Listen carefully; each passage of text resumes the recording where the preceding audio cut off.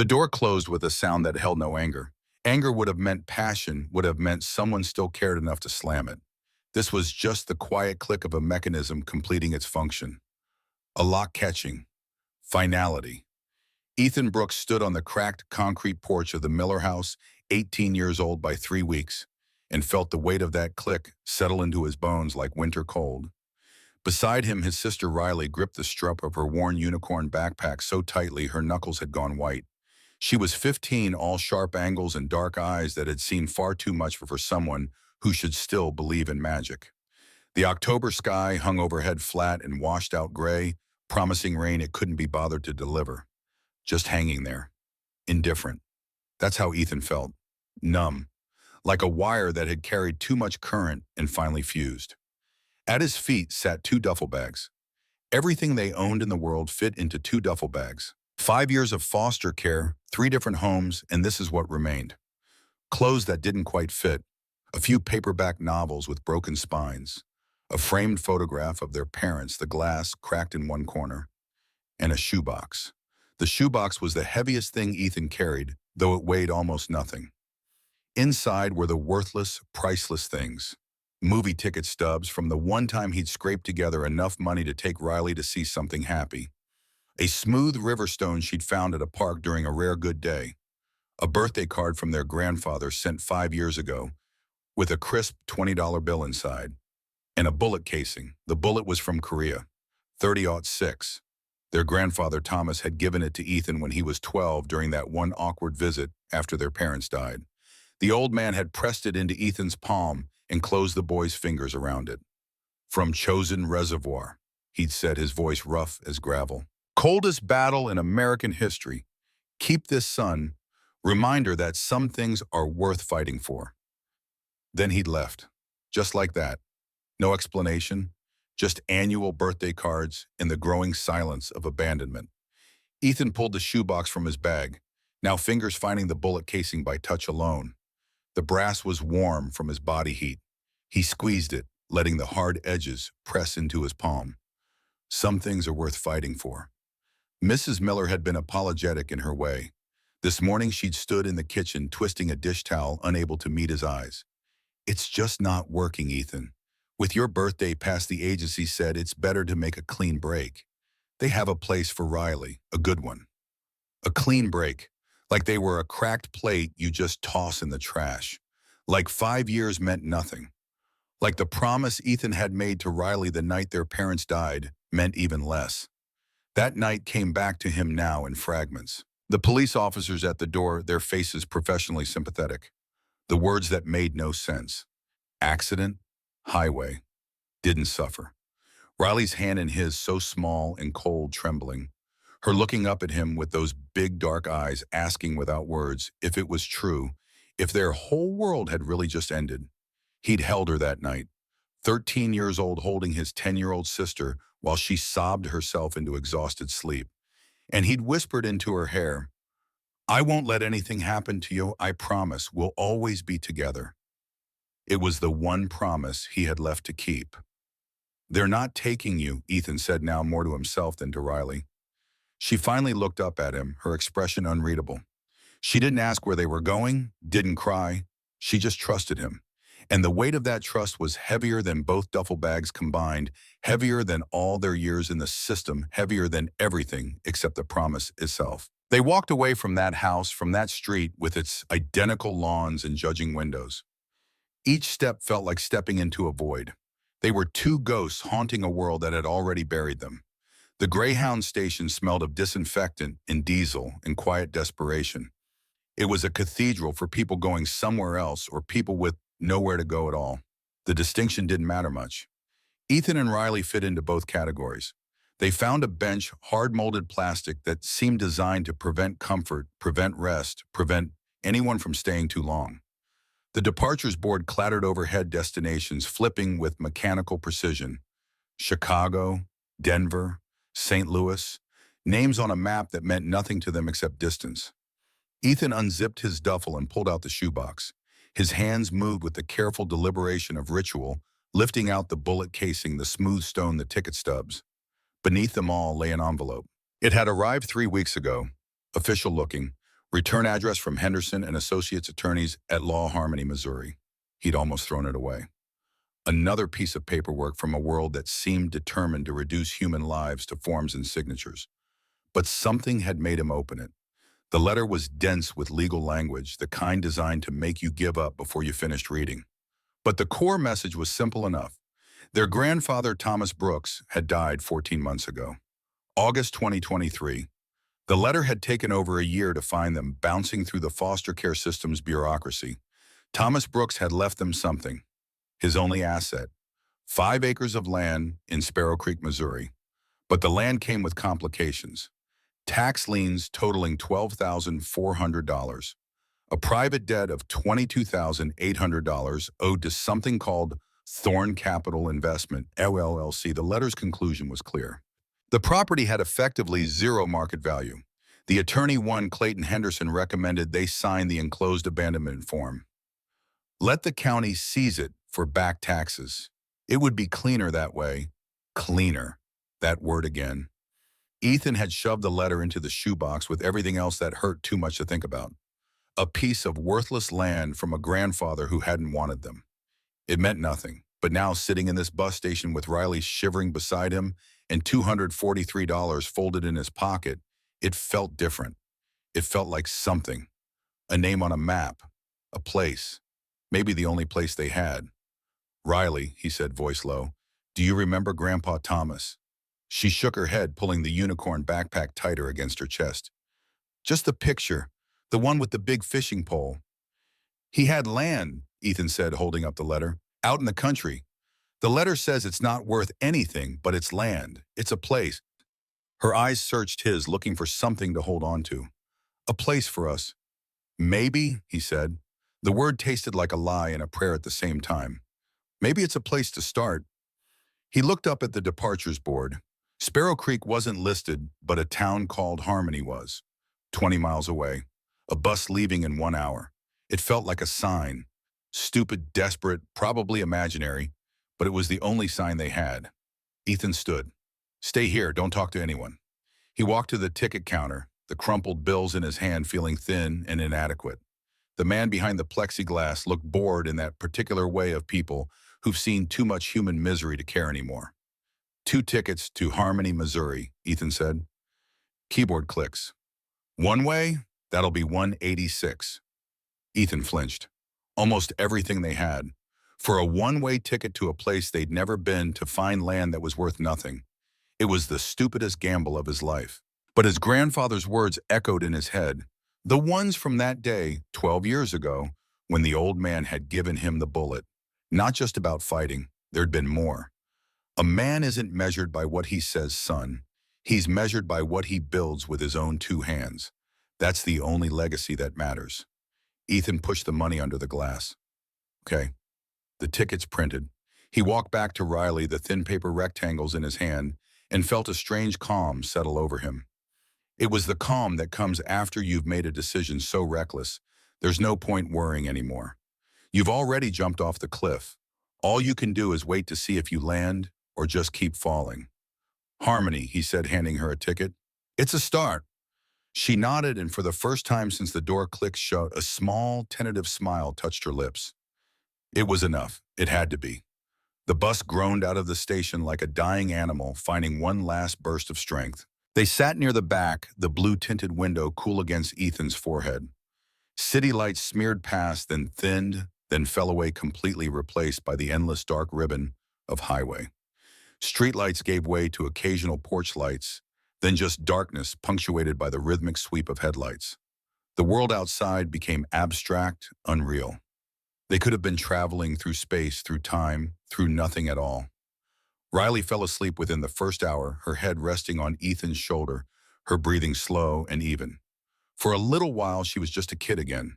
Not a survivor, not a foster child shuffled between homes. Just a 15-year-old girl sleeping on her brother's shoulder.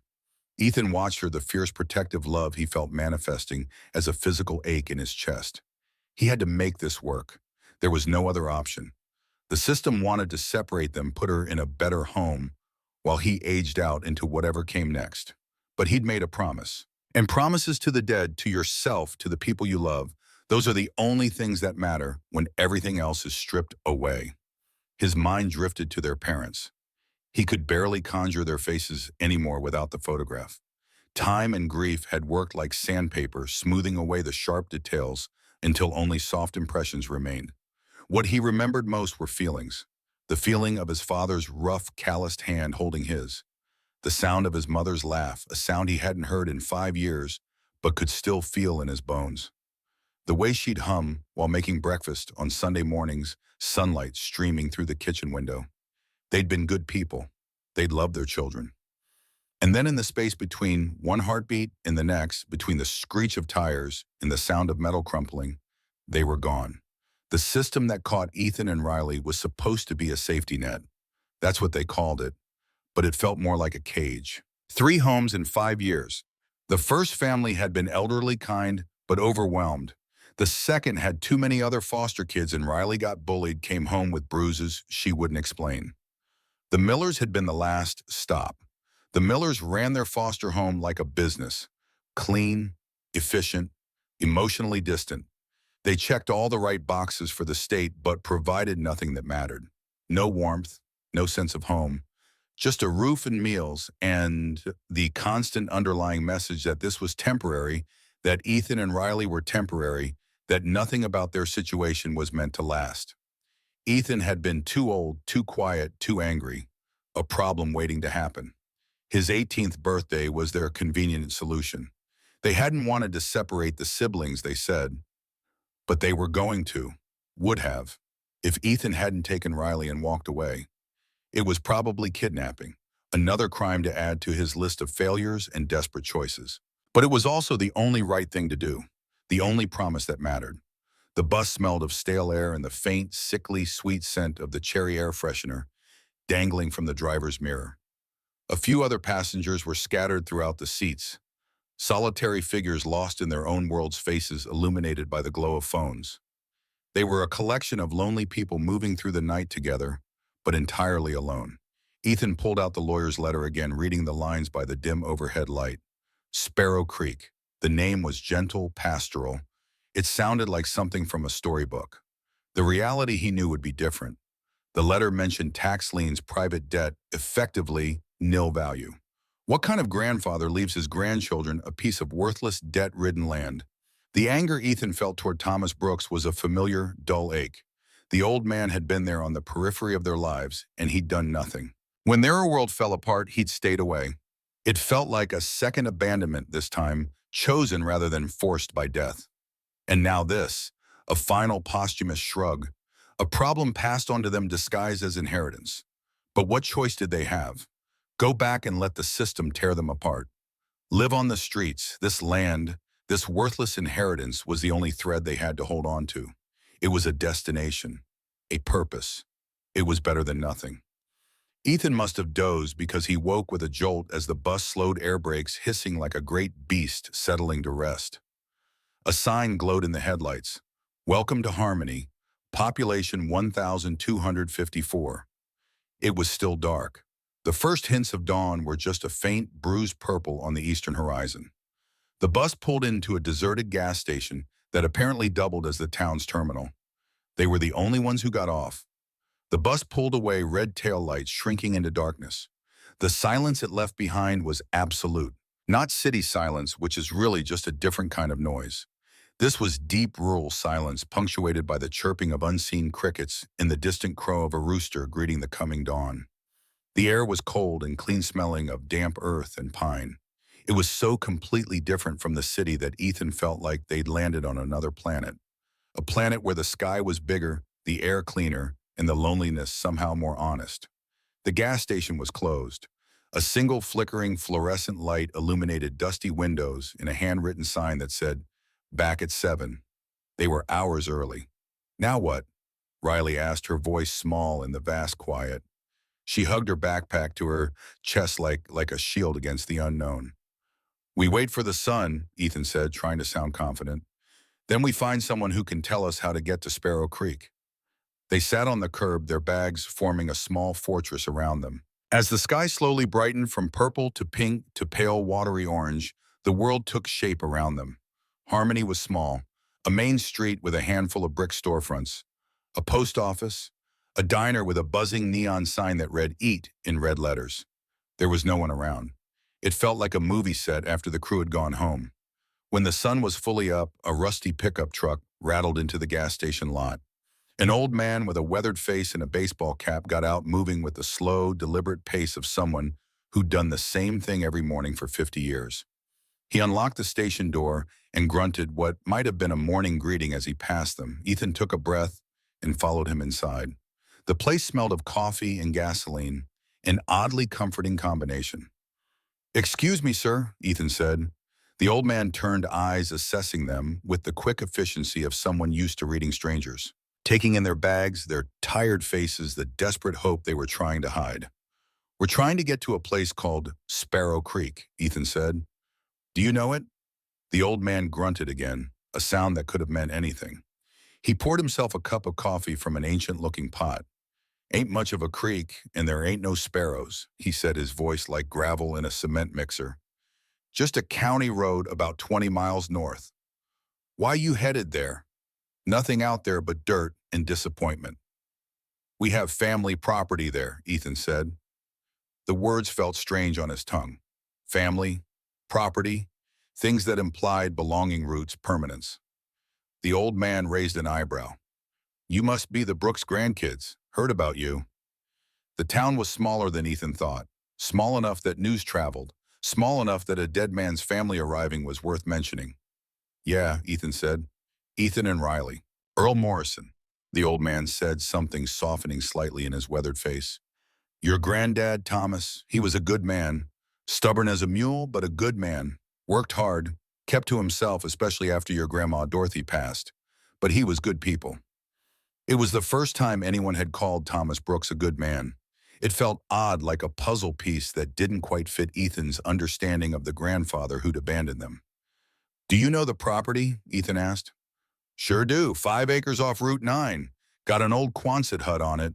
Military surplus thing, looks like a big metal can cut in half lengthwise. Thomas lived there and worked there.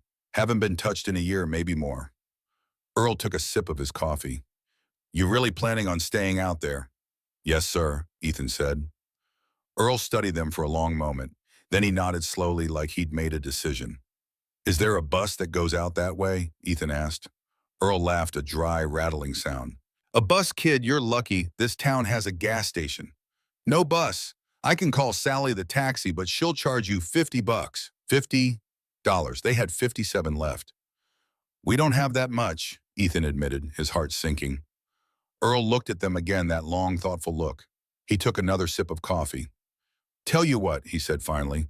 "My nephew's heading up that way this morning to check his fence lines. He can give you a lift, but you gotta buy something. Can't have folks loitering without being customers." Ethan bought 2 bottles of water and a bag of peanuts. $3. The most important $3 he'd ever spent. The thin line between getting to their land and being stranded in a strange town with no way forward. Earl's nephew, a quiet young man named Jake, showed up 20 minutes later in a mud-splattered pickup. He didn't ask questions, just nodded at them and motioned for them to throw their bags in the back.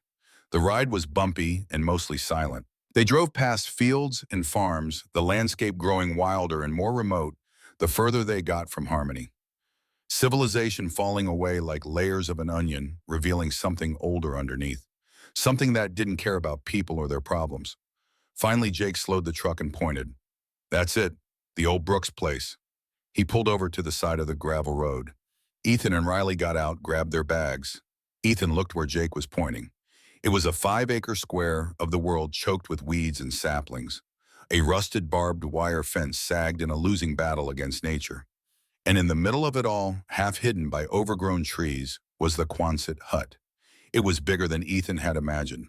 A long, arching silver-gray shell, like the back of a giant metal whale beached in a sea of weeds. Its paint was peeling and rust bled in long orange streaks down its corrugated sides. It looked derelict, abandoned, dead. But it was theirs. "You sure you want to be out here?" Jake asked, genuine concern in his voice. "It's pretty isolated. No neighbors for miles." "Yeah," Ethan said, his voice firmer than he felt. "We're sure, thanks for the ride." Jake hesitated, then nodded.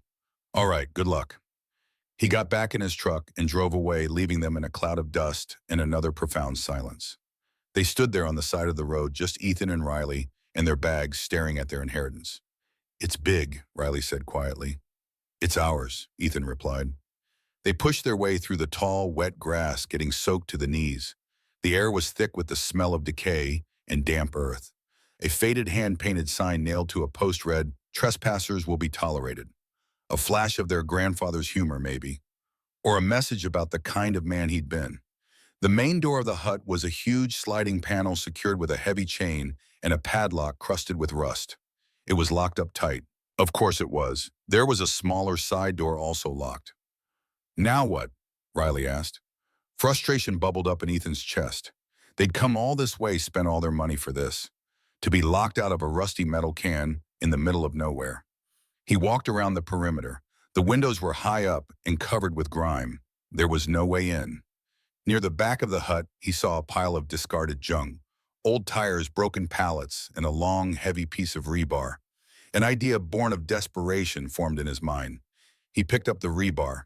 It was heavy solid, a tool for breaking. Stand back, he told Riley. He wedged the end of the rebar into the frame of the side door and leaned on it with all his weight. The wood groaned in protest. He pushed harder, muscles straining the metal cutting into his palms. There was a sharp crack as the wood around the lock splintered. He gave it one more heave, and the door burst inward with a bang, swinging into the darkness beyond. Ethan stood there, breathing heavily, the rebar clutched in his hand. They were in. He peered into the gloom. The air that wafted out was thick and musty, smelling of dust and oil and the faint, sharp scent of mice. It was the smell of a place that had been sealed up for a long time, a tomb waiting to be opened.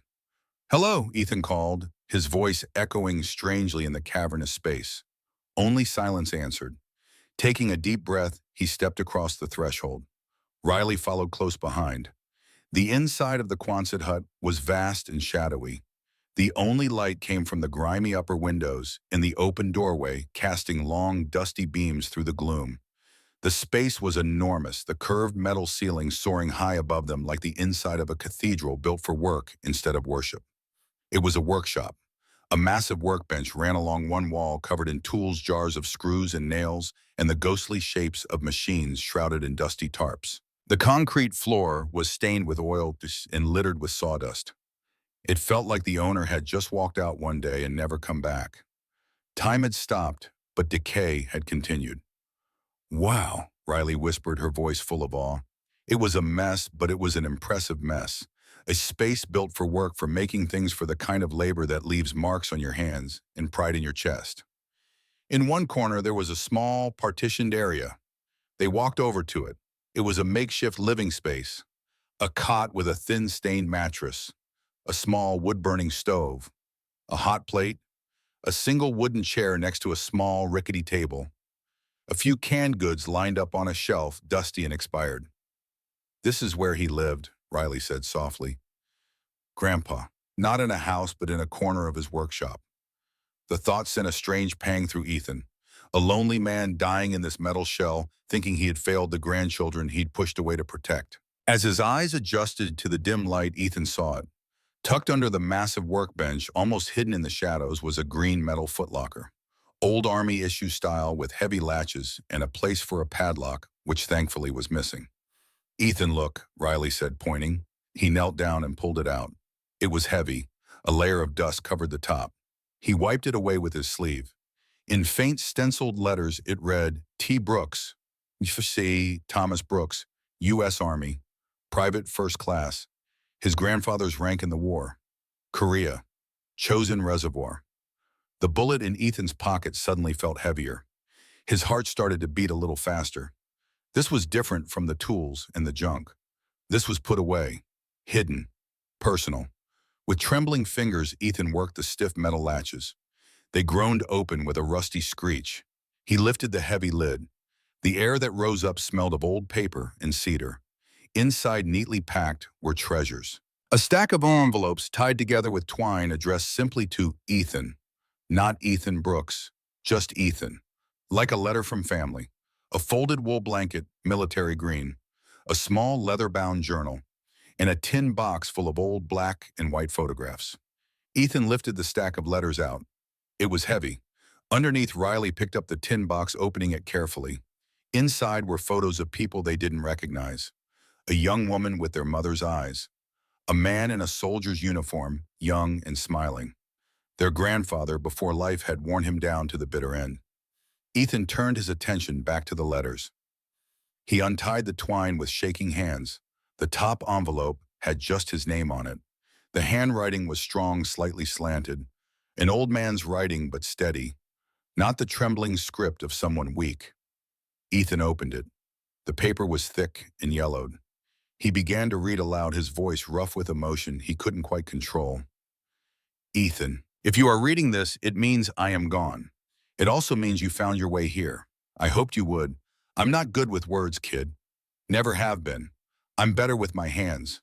But there are things you need to know, and I can't trust anyone else to tell you. Ethan paused, throat tight. Riley moved closer. He continued. I'm sorry. Sorry I wasn't there for you and your sister after your mother after the accident. You must have thought I was a coward or that I didn't care. The truth is I was scared. Not for me, for you. The words hit Ethan like a physical blow. He stopped reading, eyes burning.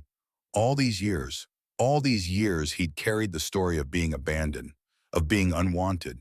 He'd built his whole identity around that hurt, that anger. And it was all wrong. He forced himself to keep reading. There are bad people in this world, Ethan. People who feed on the misfortunes of others.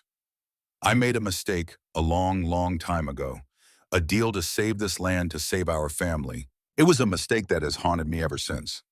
After your parents were gone, the man I made the deal with, he came back. He saw an opportunity. He threatened to use the debt I owed him to take everything. Not just the land, he made threats against you two.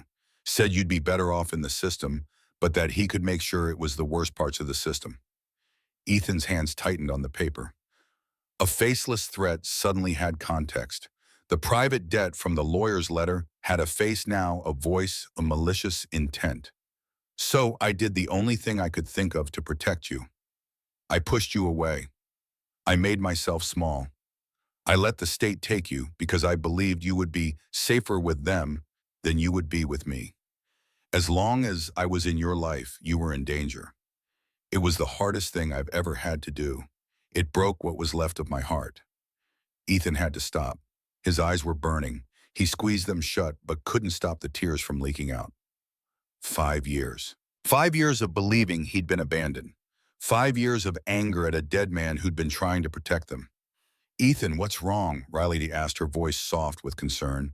He couldn't speak. He just handed her the letter. She read it, her brow furrowed in concentration.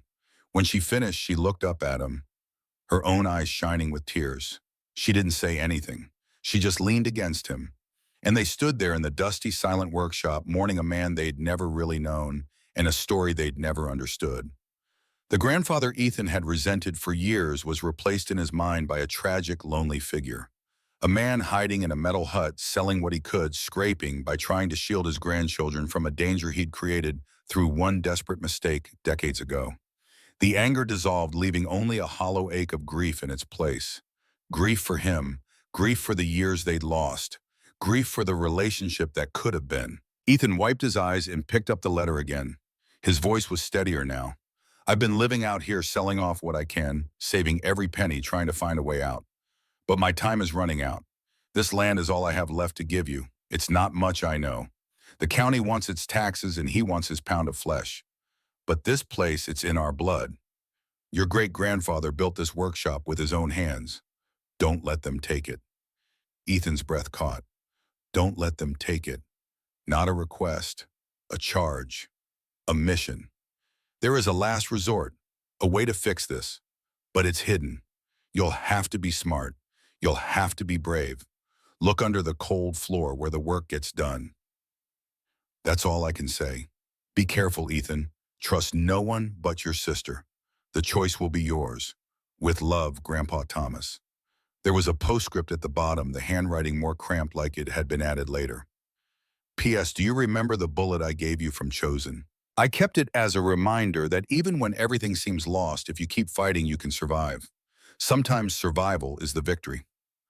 The letter fell from Ethan's fingers. He pulled the bullet casing from his pocket, stared at it in his palm.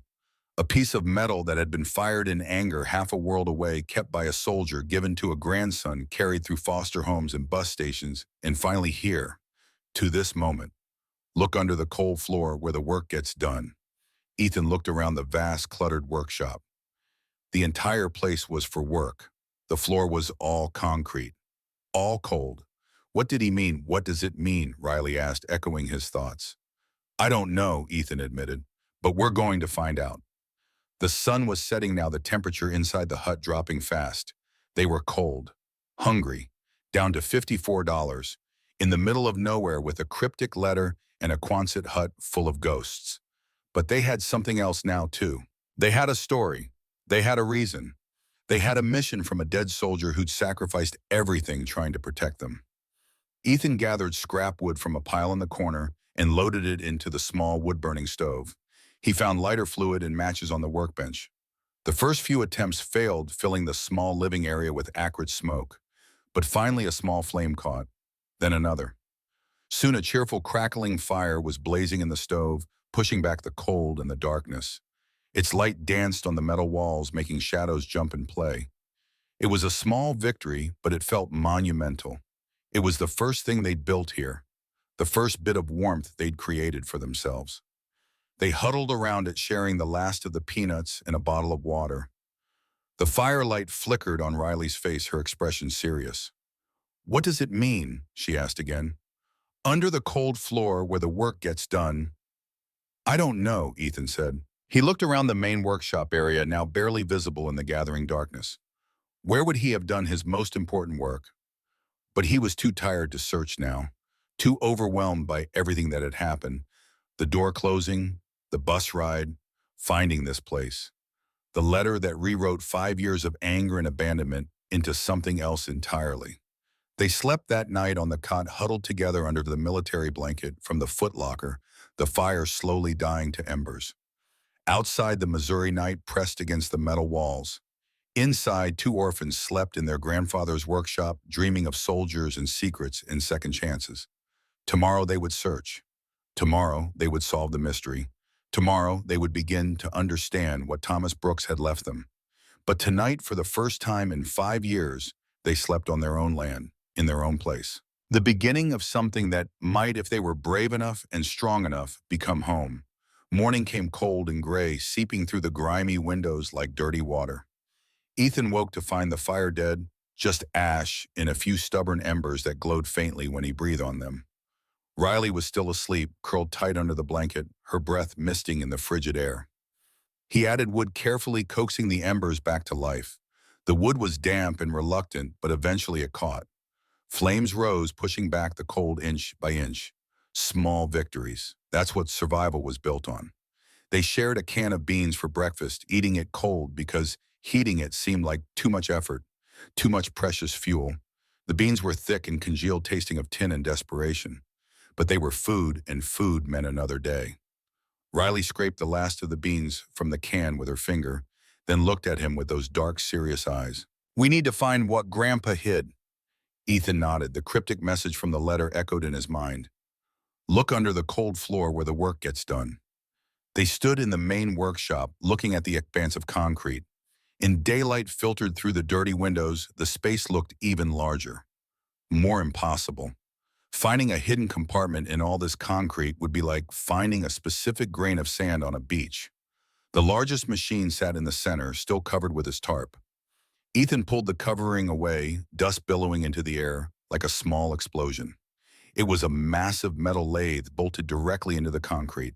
The kind of machine you'd use to shape steel to turn raw metal into precision parts.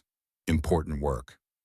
Maybe here, Ethan said, tapping the floor around the base with his knuckles. The sound was solid, unyielding. He knocked systematically, moving in a circle around the machine, listening for any change in tone that would indicate hollow space beneath. Thud, thud, thud. All the same dense, flat sound.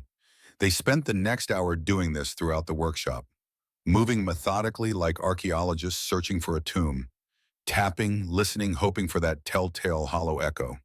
Under the smaller drill press, near the stacks of lumber carefully stored against the far wall, around the perimeter where the curved metal walls met the concrete floor. Nothing. The concrete was thick and solid everywhere. No secrets, no hidden chambers. Ethan's hope began to fray at the edges. Maybe the old man had been delusional at the end. Maybe dying alone in this metal shell had broken something in his mind. Maybe there was nothing to find, and this whole thing was just one more cruel joke in a life that seemed full of them. "We should just go," he said, the words bitter on his tongue. "Take what money we have left and catch a bus somewhere, anywhere. We tried. That's more than most people would have done." Riley didn't answer. She was standing at the massive wooden workbench, running her hand along the edge. The butcher block surface was scarred with decades of cuts and dings and burns. The marks of hard use of projects completed and abandoned of a life spent working with wood. "Ethan," she said softly, "what did Grandpa make?" "I don't know. Furniture maybe, farm stuff. He was a woodworker, right?"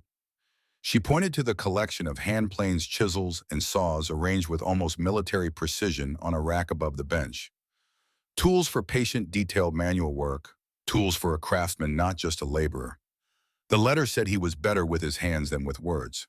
Her voice was quiet, thoughtful. This is where he worked every day, where the work gets done. Ethan's eyes followed her logic. Not the big machines. Not the dramatic equipment bolted to the floor. The workbench. The place for careful, skilled handwork. The heart of a craftsman's world. He walked over and looked at the floor beneath it. At first it seemed like the rest, stained with oil and sawdust worn smooth by years of standing in the same spot. But as he knelt down, getting his face close to the concrete, he noticed something. A faint, almost invisible line in the concrete. Not a crack which would be irregular and natural. This was too perfect, too deliberate. A rectangle about 2 feet by 3 feet that seemed so expertly done that you'd never see it unless you were looking, unless you knew it was there. His breath caught in his throat. His hands started to shake. He ran his fingers along the line, feeling for the seam. It was there, barely perceptible, like a whisper in stone. Looking closer under the bench, moving his head to change the angle of the light, he saw it. A small, recessed metal ring flush with the concrete, filled with years of accumulated dust and grime to make it nearly invisible. "Riley," he whispered, "you found it."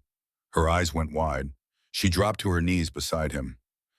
They worked together, using a flathead screwdriver from the bench to carefully pry the ring up from its dusty nest.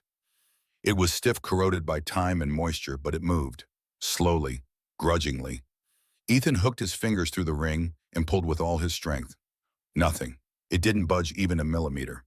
The slab was too heavy, far too heavy for just concrete and muscle. He sat back on his heels, thinking. His grandfather had been old when he sealed this. There had to be a way he'd planned to open it again. He looked around the workshop with new eyes, seeing it not as a mess of old equipment, but as a toolbox. Everything here had a purpose. In the corner, half hidden behind a stack of sawhorses, he saw it. A small engine hoist. The kind mechanics used to pull motors from cars. It was old and covered in a thick layer of grease, but the chain looked solid, rust-free, like it had been maintained even when everything else was allowed to decay. "Help me move this," he said. It took 20 minutes to wheel the hoist across the workshop floor. The wheels were stiff and reluctant, squealing in protest. Every minute felt like an hour. Every sound they made seemed to echo through the empty hut, like they were violating something sacred, like they were grave robbers disturbing a tomb. They positioned the hoist carefully over the hidden seam. Ethan hooked the chain to the recessed ring, his hands steadier now, focused on the mechanical problem. He started cranking the handle.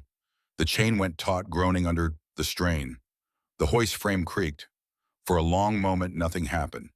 The mechanism fought against the weight of the concrete metal, protesting against stone. Then, with a deep grinding sound that seemed to come from the earth itself, the rectangular section of floor began to lift. Concrete scraping against concrete. The sound of secrets being revealed. The slab was at least 6 inches thick.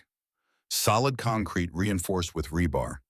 As it rose inch by painful inch, it revealed a dark square hole beneath. A wave of cool subterranean air washed over them, carrying the smell of damp earth and something else. Something metallic. Something that had been sealed away from the world for a very long time. They swung the heavy slab to the side using the hoist, and both of them peered into the darkness. It was a small, concrete-lined cavity, maybe 3 feet deep, like a tiny cellar sunk into the earth beneath the workshop floor. The walls were smooth, professionally poured. This hadn't been a hasty job. This had been planned, built with care and precision.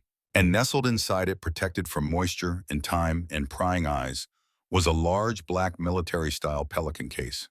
The kind of case designed to survive anything. Waterproof, crush-proof, fireproof. The kind of case you use when what you're protecting is worth more than your own life. Ethan's heart hammered against his ribs so hard he could hear his pulse in his ears. This was it, the last resort his grandfather had mentioned, the answer to the mystery, the choice that would determine everything that came next.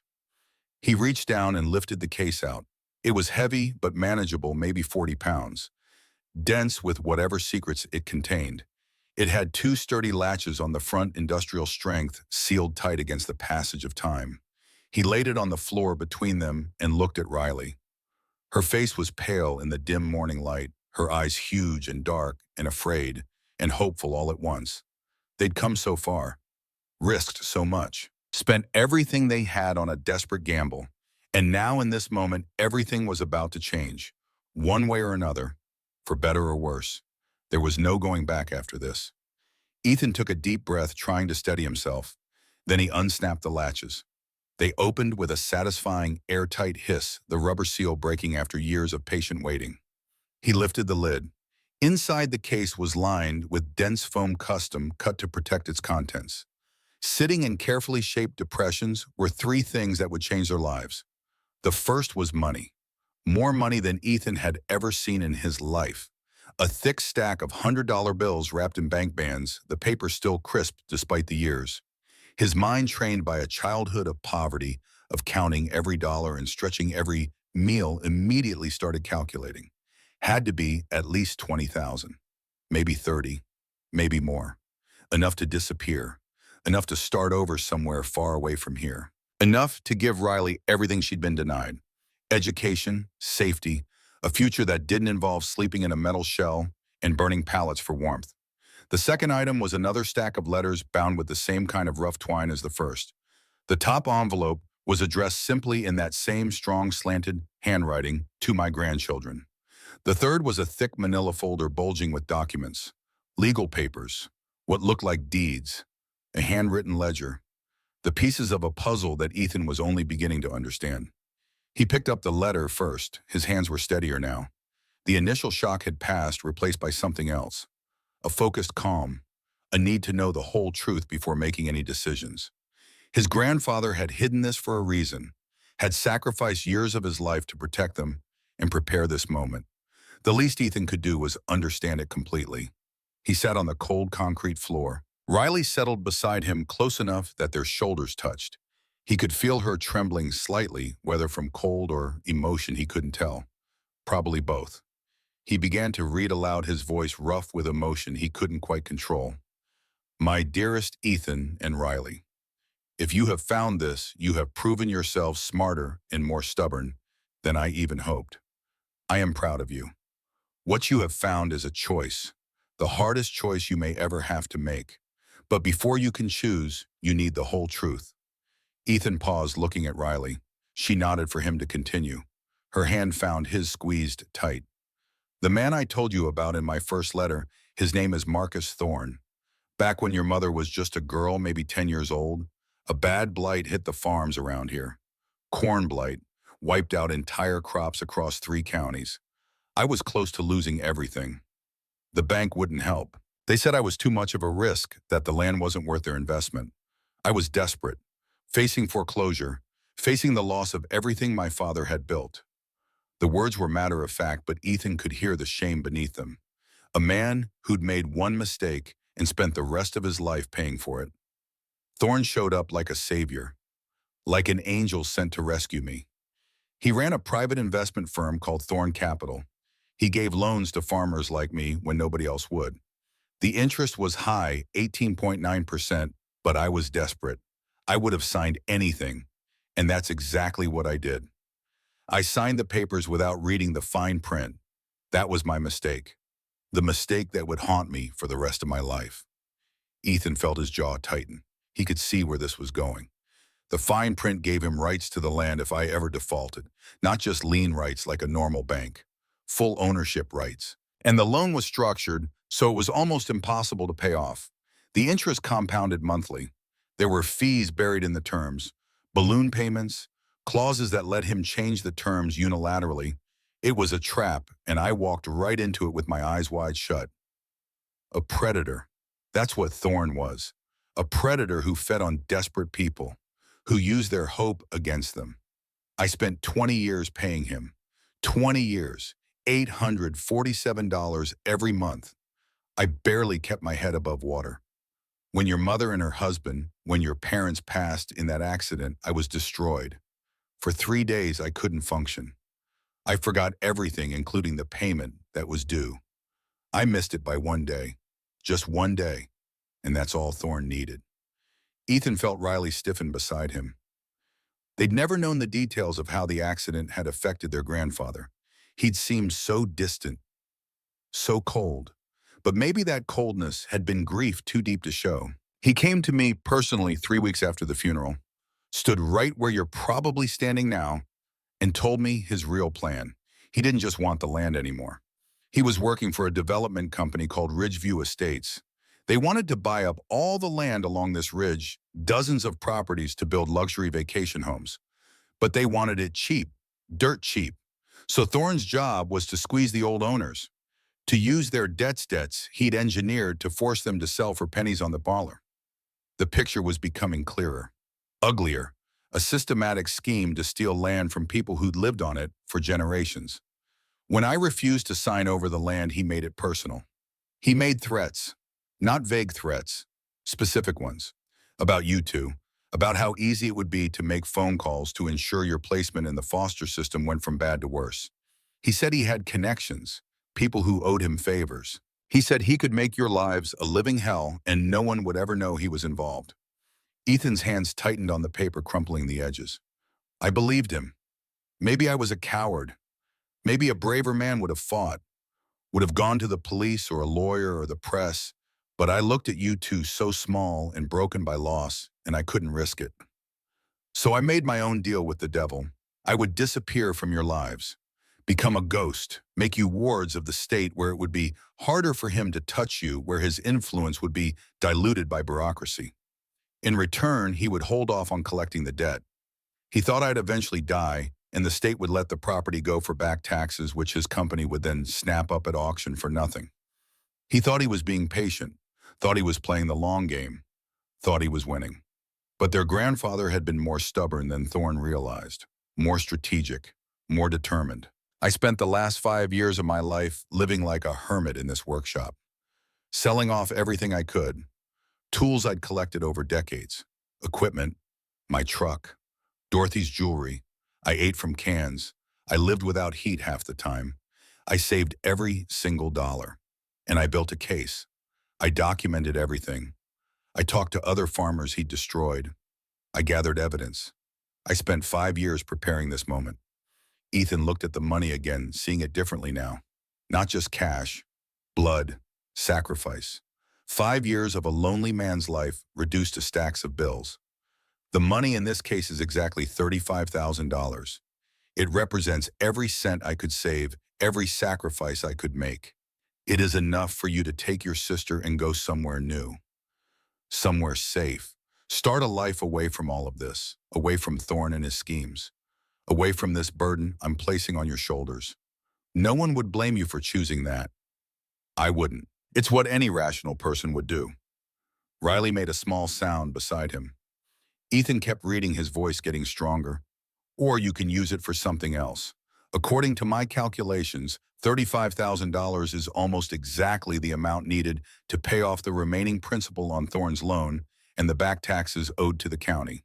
You could use the money to clear the title, to make this land free and clear, to make it yours truly and forever in a way it was never really mine.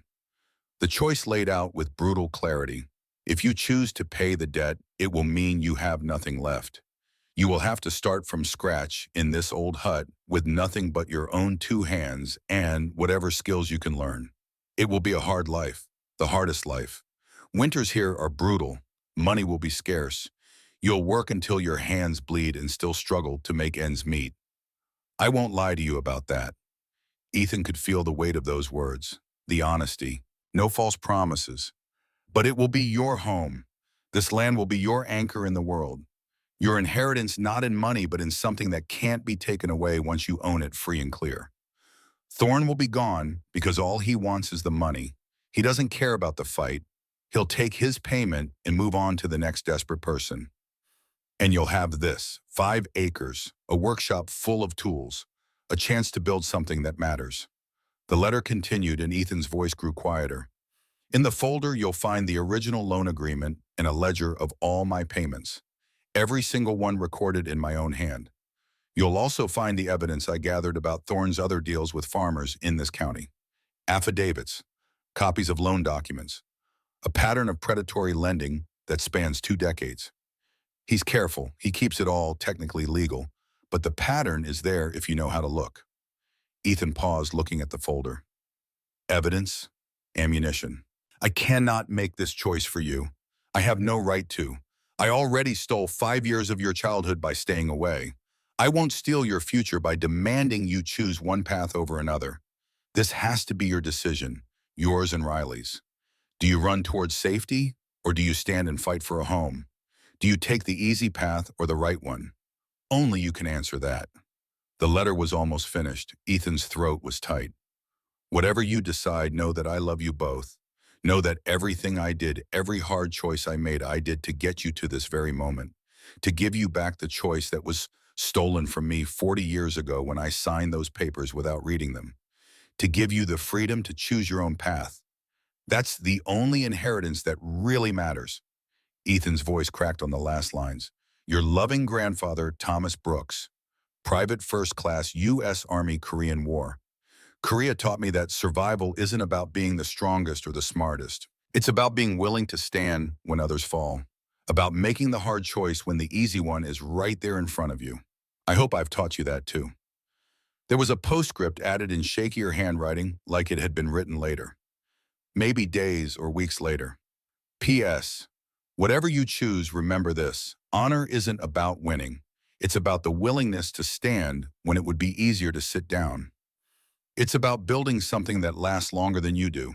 That's what it means to be a Brooks. That's what it means to be family. The letter fell from Ethan's fingers, drifting to the concrete floor like a leaf. $35,000. The key to 2 completely different lives. Freedom in one hand, legacy in the other. Safety or struggle. Running or standing. Easy or right. For a long time, neither of them spoke. The only sounds were the wind whistling through gaps in the metal walls and the distant cry of a crow outside. The morning sun had fully risen now, casting long shadows through the dirty windows. Ethan thought about the money. He let himself really think about it, really picture what it could buy. Not in abstract terms, but in concrete reality. A clean apartment in Kansas City or St. Louis. 2 bedrooms, heat that actually worked. Running water that didn't taste like rust. Riley in a good school wearing clothes that fit, eating 3 meals a day without having to count calories or worry about whether they could afford next week's groceries. Him working at a normal job, maybe going to community college at night, building a resume, a future. No more foster care. No more being shuffled around. No more being temporary. A normal life. The kind of life every kid deserved but so few actually got. It was so tempting, so rational. So obviously the smart choice.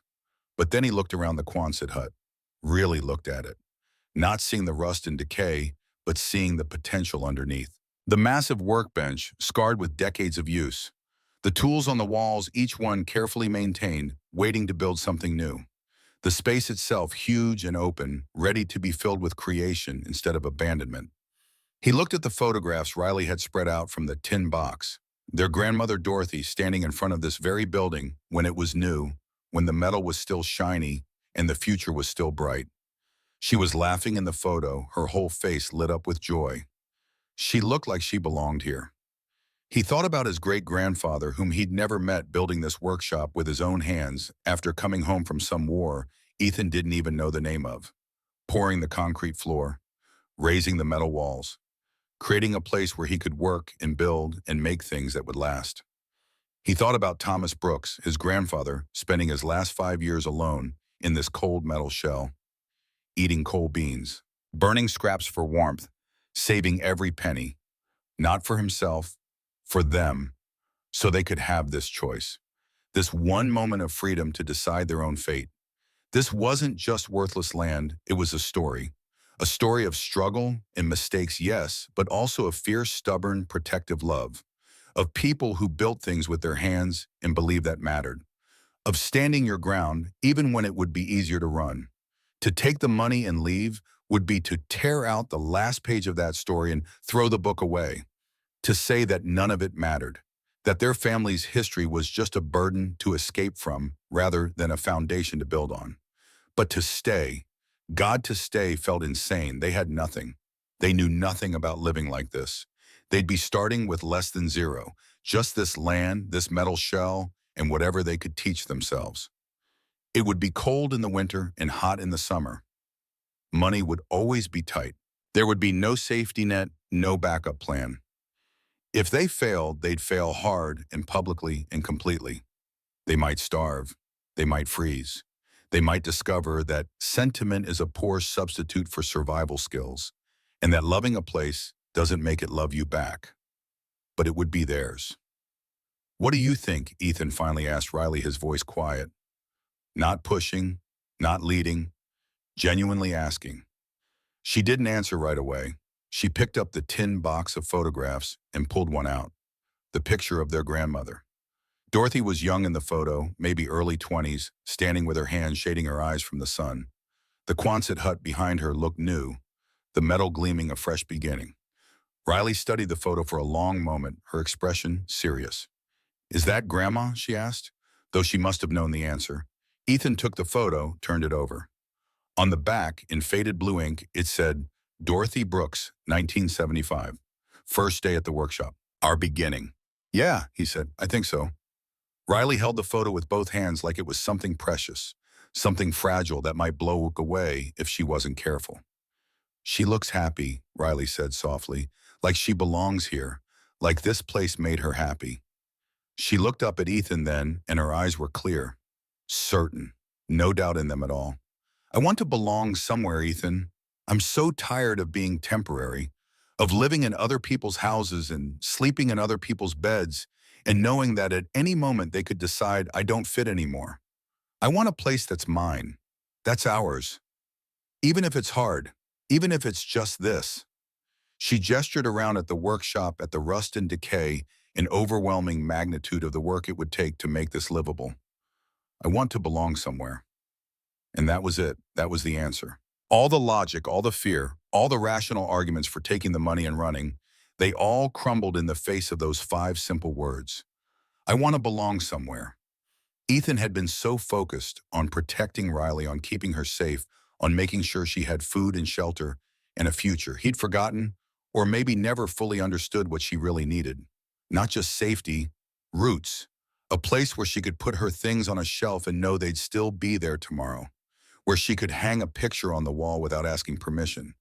Where she could breathe deep and say, "I live here," and mean it in a way that went deeper than any legal document. A home, not assigned by the state, not temporary, not conditional on good behavior or convenient timing or someone else's generosity. Home. Ethan pulled her into a hug, his throat tight with emotion too big for words. She hugged him back, fierce and strong. "Me too," he whispered into her hair. "Me too." The decision settled over them like the sun finally breaking through clouds. Not dramatic, not a burst of triumphant courage. Just a quiet, steady certainty that this was right, that this was their path forward. They would stay. They would fight. They would build a life here from the ground up with their own 2 hands. And if they failed, at least they would fail trying to build something that mattered. But they wouldn't fail. They couldn't. Too much had been sacrificed to get them to this moment. Ethan picked up the manila folder and opened it. Time to see exactly what they were up against.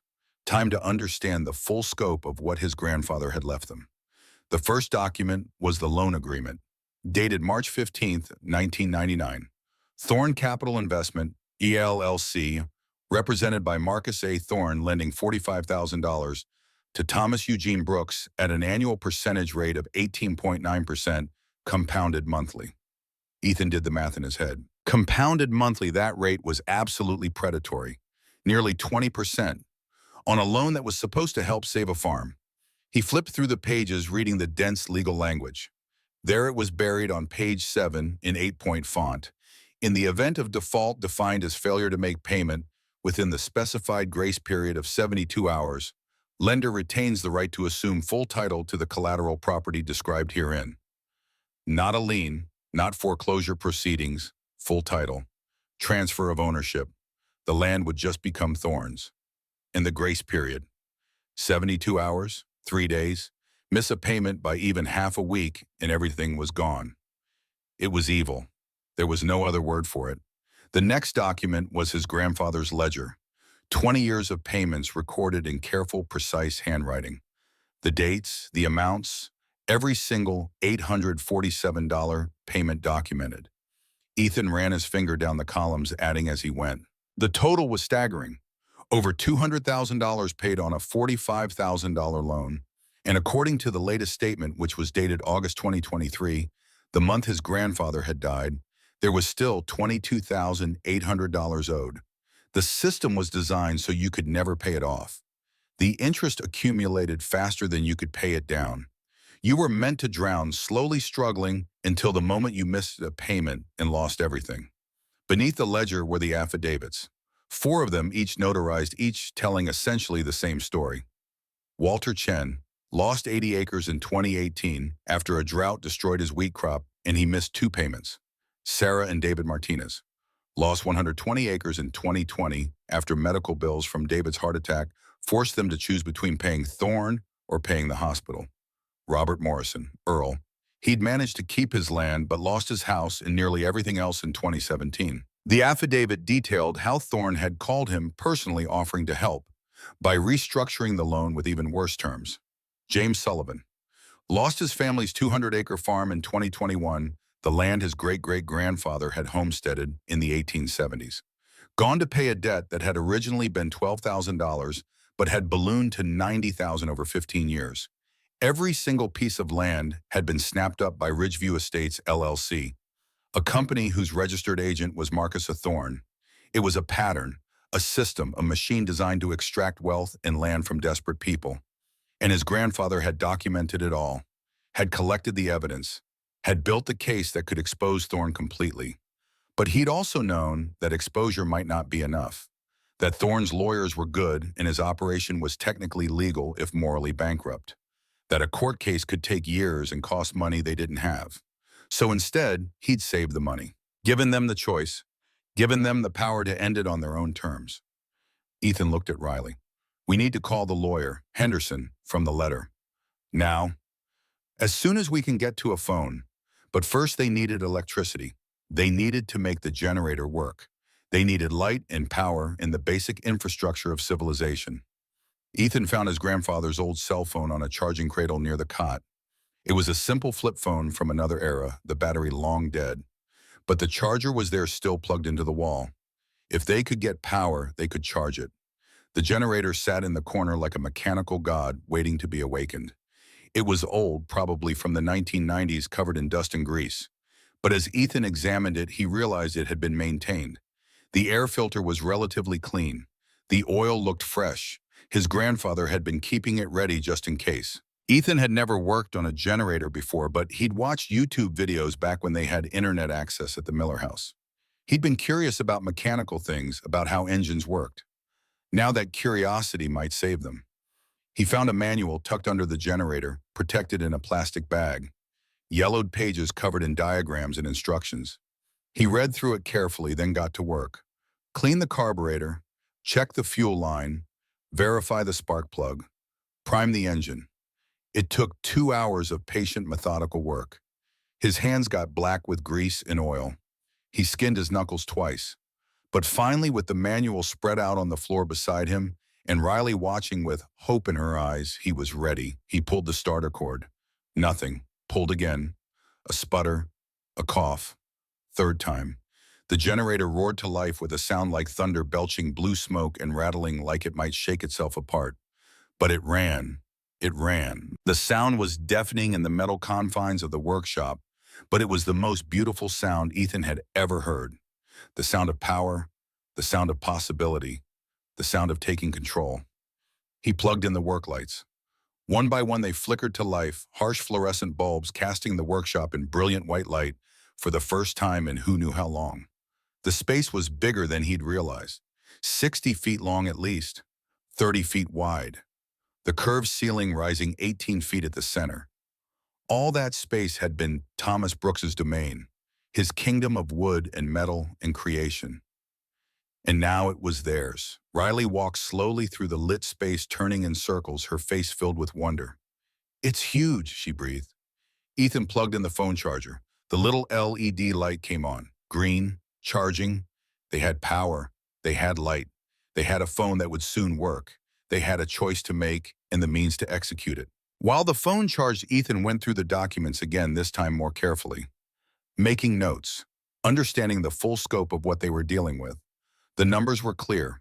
Back taxes, $12,412. Remaining loan principal, $22,800. Total, $35,212.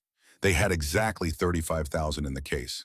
His grandfather had calculated it precisely.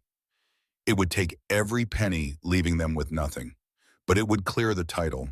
It would end Thorne's claim forever. After an hour, the phone had enough charge. Ethan powered it on. The screen lit up with a soft blue glow. The contact list was short.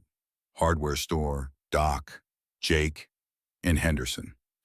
Ethan took the phone and walked outside. The morning air was cold and clean, carrying the scent of pine and earth. The sky was clearing, patches of blue showing through the gray clouds. He stood there for a moment, looking at their 5 acres. At the Quonset hut that was now their responsibility. At the future spreading out before them like an unmapped territory. Then he dialed Henderson's number. It rang 3 times. Then a calm, professional voice answered. "Henderson and Associates." "My name is Ethan Brooks," he said. His voice was steady, strong. "I'm Thomas Brooks's grandson. You sent me a letter about his property." There was a pause, the sound of papers being shuffled. "Mr. Brooks, yes, I was wondering if I would hear from you." Henderson's voice was careful, neutral. "I assume you've received the notice and are prepared to sign the abandonment paperwork. It really is the most sensible course of action given the circumstances." "No, sir," Ethan said. "We're not abandoning it. We're at the property now, my sister and I, and we're keeping it." The pause was longer this time. When Henderson spoke again, his tone had shifted. Professional to something more personal. Almost concerned. "Son, I'm not sure you understand the full situation. The liens against that property are substantial. There's over $12,000 in back taxes that have been accumulating for 3 years. And there's a private debt of $22,800 to Thorne Capital. The property has no equity, no value. You'd be taking on massive debt for a piece of land you can't possibly afford to keep." "We have the money," Ethan interrupted. "We want to pay off both debts, clear the title completely." The silence on the other end was profound, total. Like Henderson couldn't quite process what he'd just heard. "You have the money," he finally said. $35,000. "Yes, sir. Our grandfather left it for us, along with a choice, and we're choosing to stay." Ethan could hear Henderson taking a deep breath, reassessing. "He left you the money.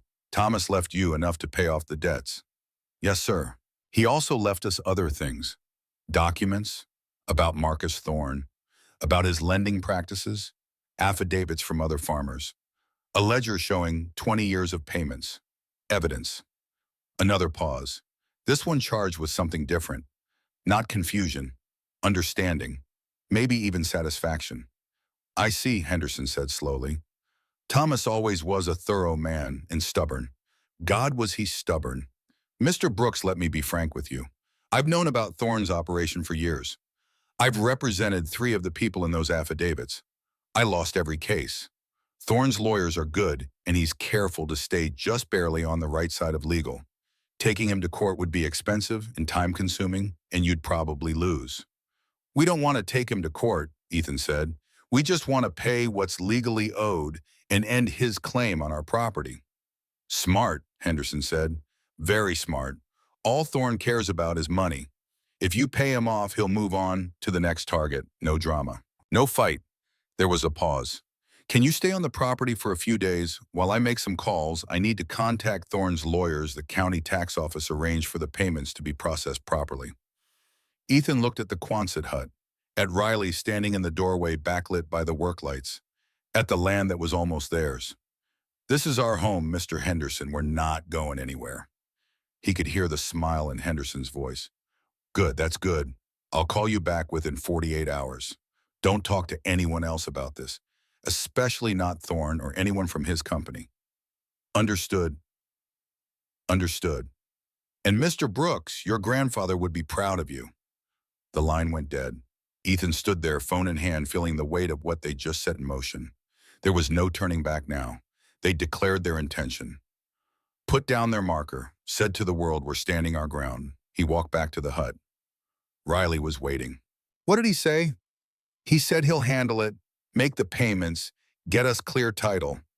Ethan managed a smile. He said Grandpa would be proud. Riley threw her arms around him. They stood like that for a long time, two orphans in the doorway of a rusty metal building, holding on to each other and the future they'd chosen. The next 2 days were the longest of Ethan's life. Every hour felt like a week. They couldn't do much except wait. And waiting with nothing to distract yourself is its own special kind of torture. They ate their remaining canned food. They explored the property, walking the perimeter of their 5 acres. They counted the tools in the workshop, taking inventory of what they had to work with. The phone rang on the second afternoon. Ethan answered so fast he nearly dropped it. Mr. Brooks, it's Henderson. I have news. Ethan's heart was pounding. Good news? Better than good. I've worked out an agreement. Thorne's lawyers were surprisingly cooperative once I explained that you had the full payment ready and that any attempt to delay or complicate matters would result in me filing all of your grandfather's documentation with the state attorney general's office. So he agreed. More than that, I made him an offer he couldn't refuse. Full payment of principal and back taxes processed through my escrow account to ensure everything is documented properly. In exchange, Thorne and Ridgeview Estates sign a permanent release of all claims against the property and agree to never contact you or attempt to acquire the land in the future. It's called a covenant not to sue. It's ironclad. And he agreed to that. He's a businessman, Mr. Brooks. He did the math. Fighting you would cost him money and legal fees and potentially expose his whole operation. Taking the payment and moving on costs him nothing and gets him paid in full. He doesn't care about revenge. He cares about profit. You're giving him profit without a fight. He was happy to sign. Ethan felt his knees go weak. So it's done. Almost. I need you to come to my office in Harmony. Bring the money and 2 forms of identification. We'll do the final paperwork, transfer the funds, and you'll walk out with a clear deed. Can you be here tomorrow at 10 a.m.? We'll be there. Oh, and Mr. Brooks, bring your sister. She needs to sign some papers too. You're both listed as beneficiaries in your grandfather's will. This needs to be official. They borrowed Jake's truck to get to Harmony. He didn't ask questions when Ethan showed up at his fence line and explained they needed transportation. Just tossed him the keys and said, bring it back with a full tank. Henderson's office was on Harmony's main street above the hardware store. A narrow staircase led up to a door with frosted glass that read, Henderson and Associates Attorneys at Law, in gold lettering that was starting to flake. Inside the office smelled of old paper and coffee. Bookshelves lined every wall, packed with law books and file folders. A secretary who looked about 100 years old directed them to wait. 10 minutes later, they were sitting across from Clayton Henderson himself. He was in his 60s, thin and tall, with silver hair and wire-rimmed glasses. He looked like a man who'd spent his entire life reading contracts and drinking bad coffee. He shook their hands with surprising warmth. Mr. Brooks, Miss Brooks, please sit. The next 2 hours were a blur of paperwork, forms to sign, documents to initial, explanations of what everything meant delivered in Henderson's patient, methodical way. The Pelican case sat on the desk between them. Ethan had counted the money 3 times that morning, exactly $35,000 in $100 bills.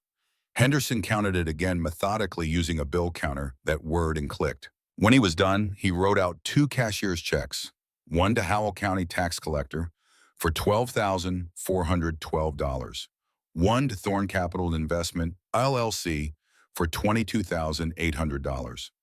Total payment, $35,212, Henderson said, which leaves you with. He looked at Ethan expectantly. Ethan did the math.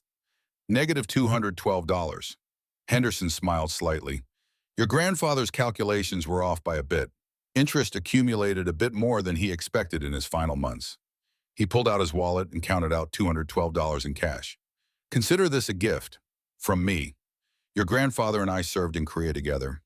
Different units, but we crossed paths. He saved my life once. I never got to pay him back. Consider this a down payment on that debt. He pushed the money across the desk. Ethan stared at it. I can't accept this. You can and you will. It's $200, Mr. Brooks, not charity. Payment of a debt between soldiers. Your grandfather would understand. Ethan took the money with shaking hands. Thank you.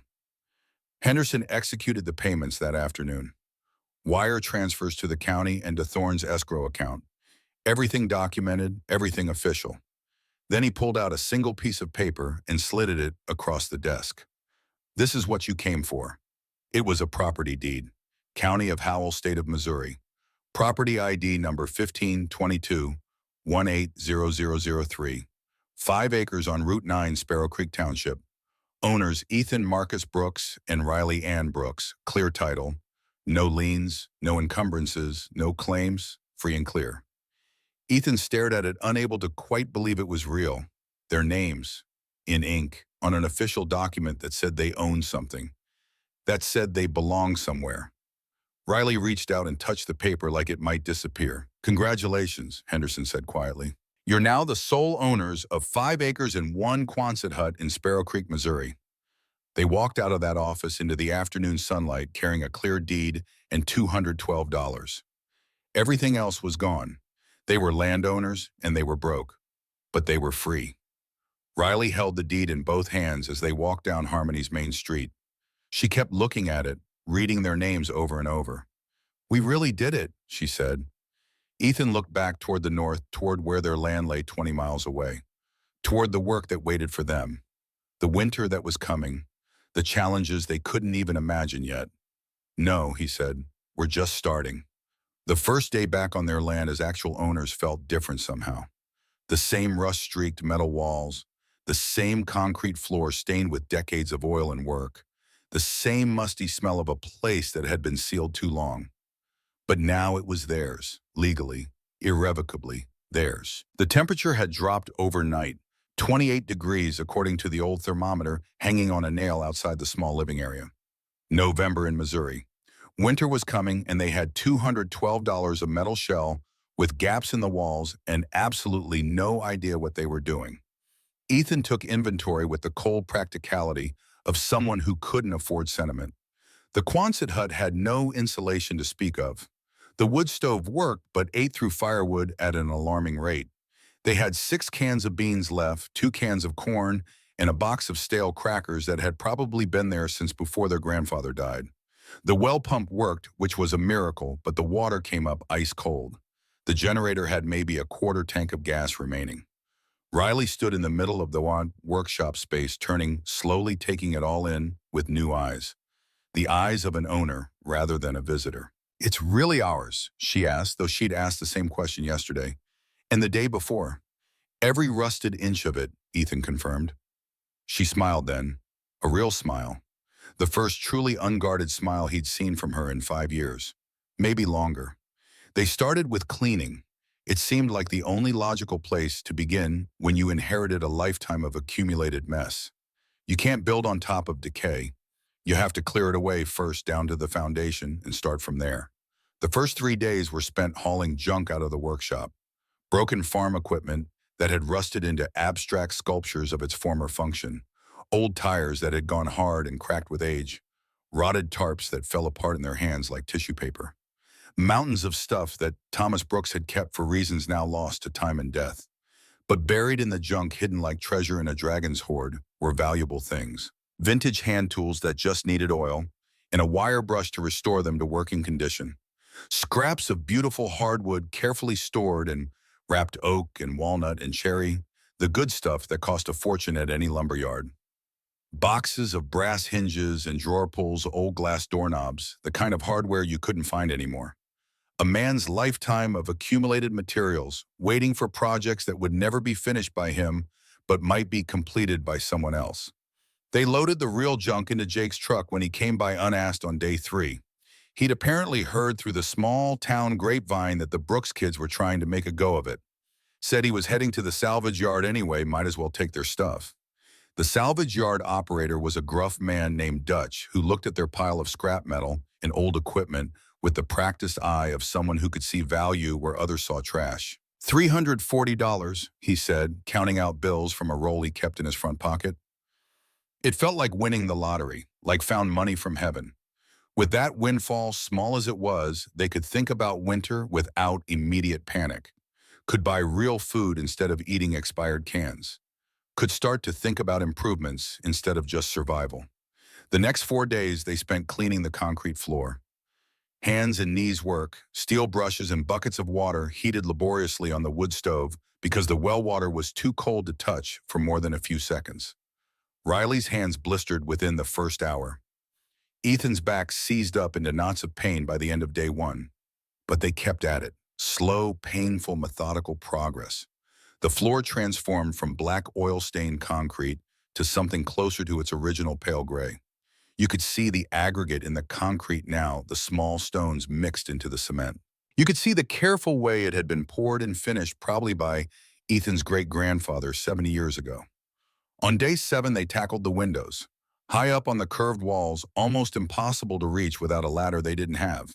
Ethan rigged something from scrap lumber, leaning it against the wall at a precarious angle that made Riley gasp every time he climbed it. He went up with a bucket of water and rags and scrubbed decades of grime away. Dust and dead insects and bird droppings in the accumulated filth of time. When he climbed down sweating despite the cold, the difference was miraculous.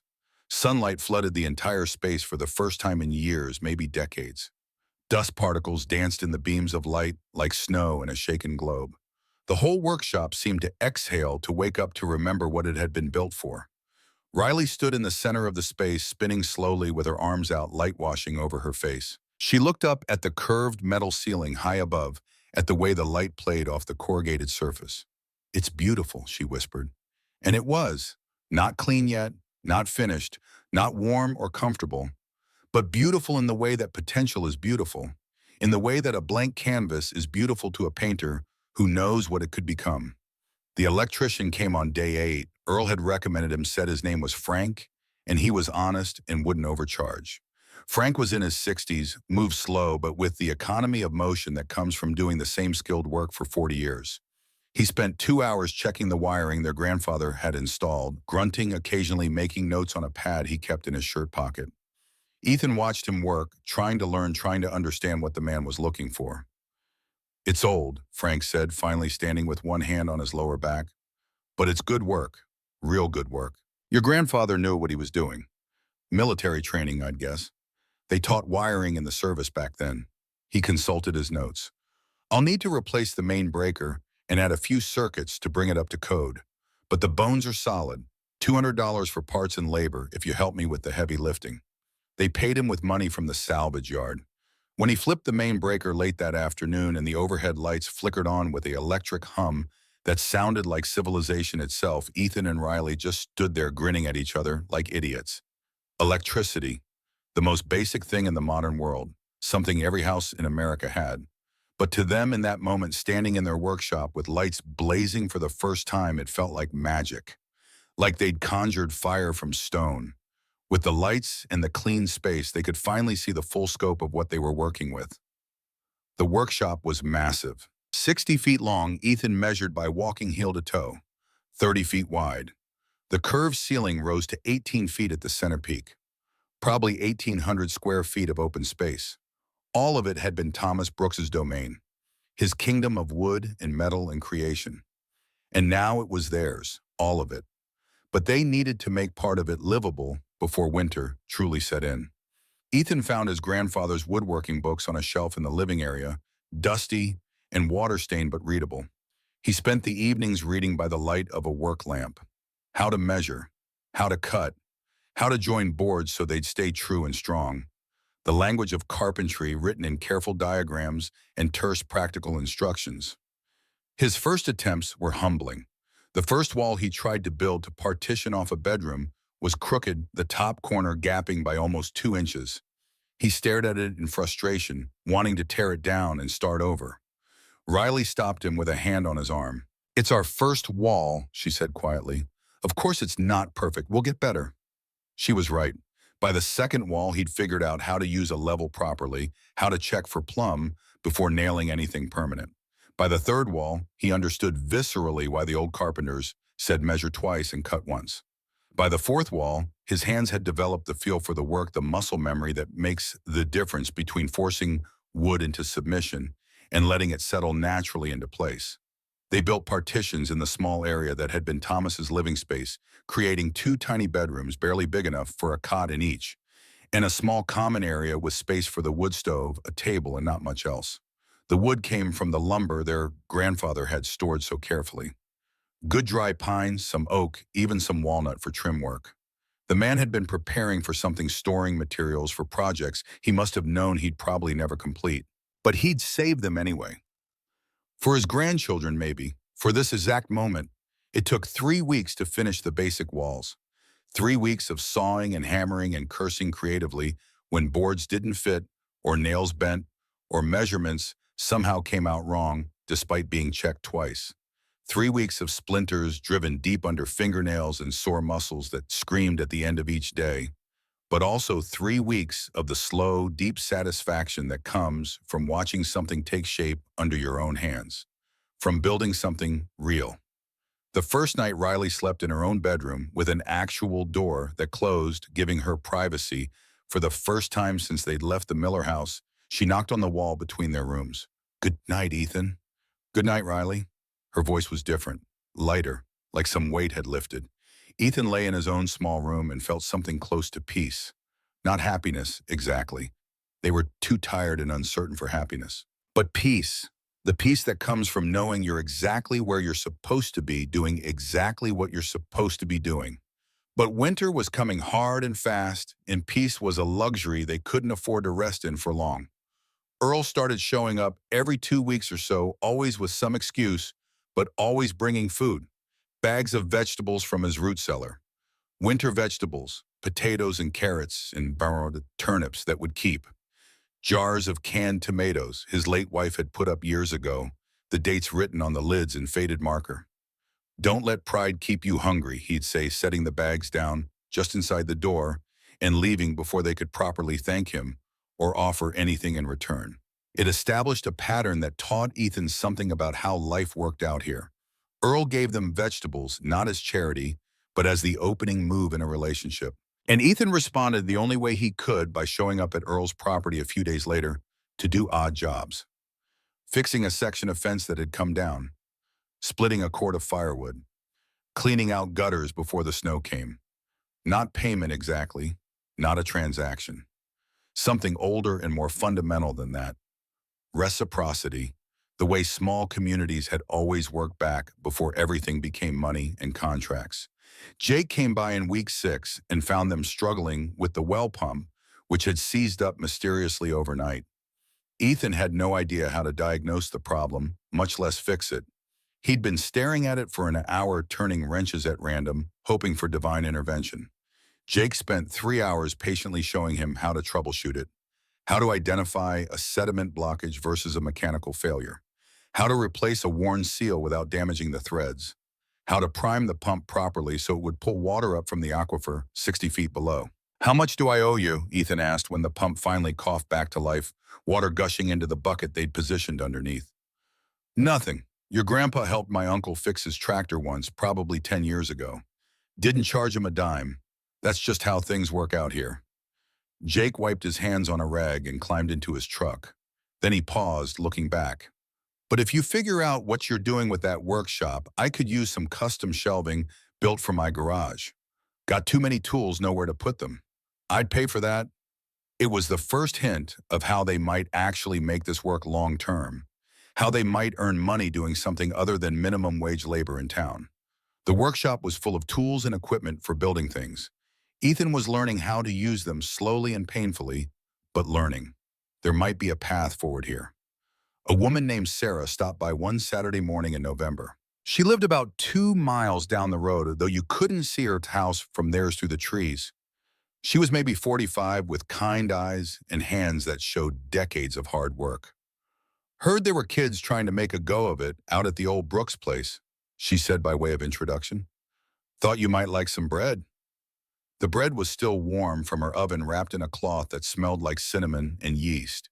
It smelled like every fantasy of home Ethan had ever had. Riley took it with both hands like it was something sacred, which in a way it was. Thank you, Ethan managed. Sarah looked at Riley, noticing how carefully she held the loaf, how her eyes had lit up at the smell of it. You like to bake honey?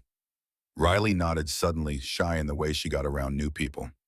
Come to my house next Saturday morning if you want. I'll teach you how to make bread.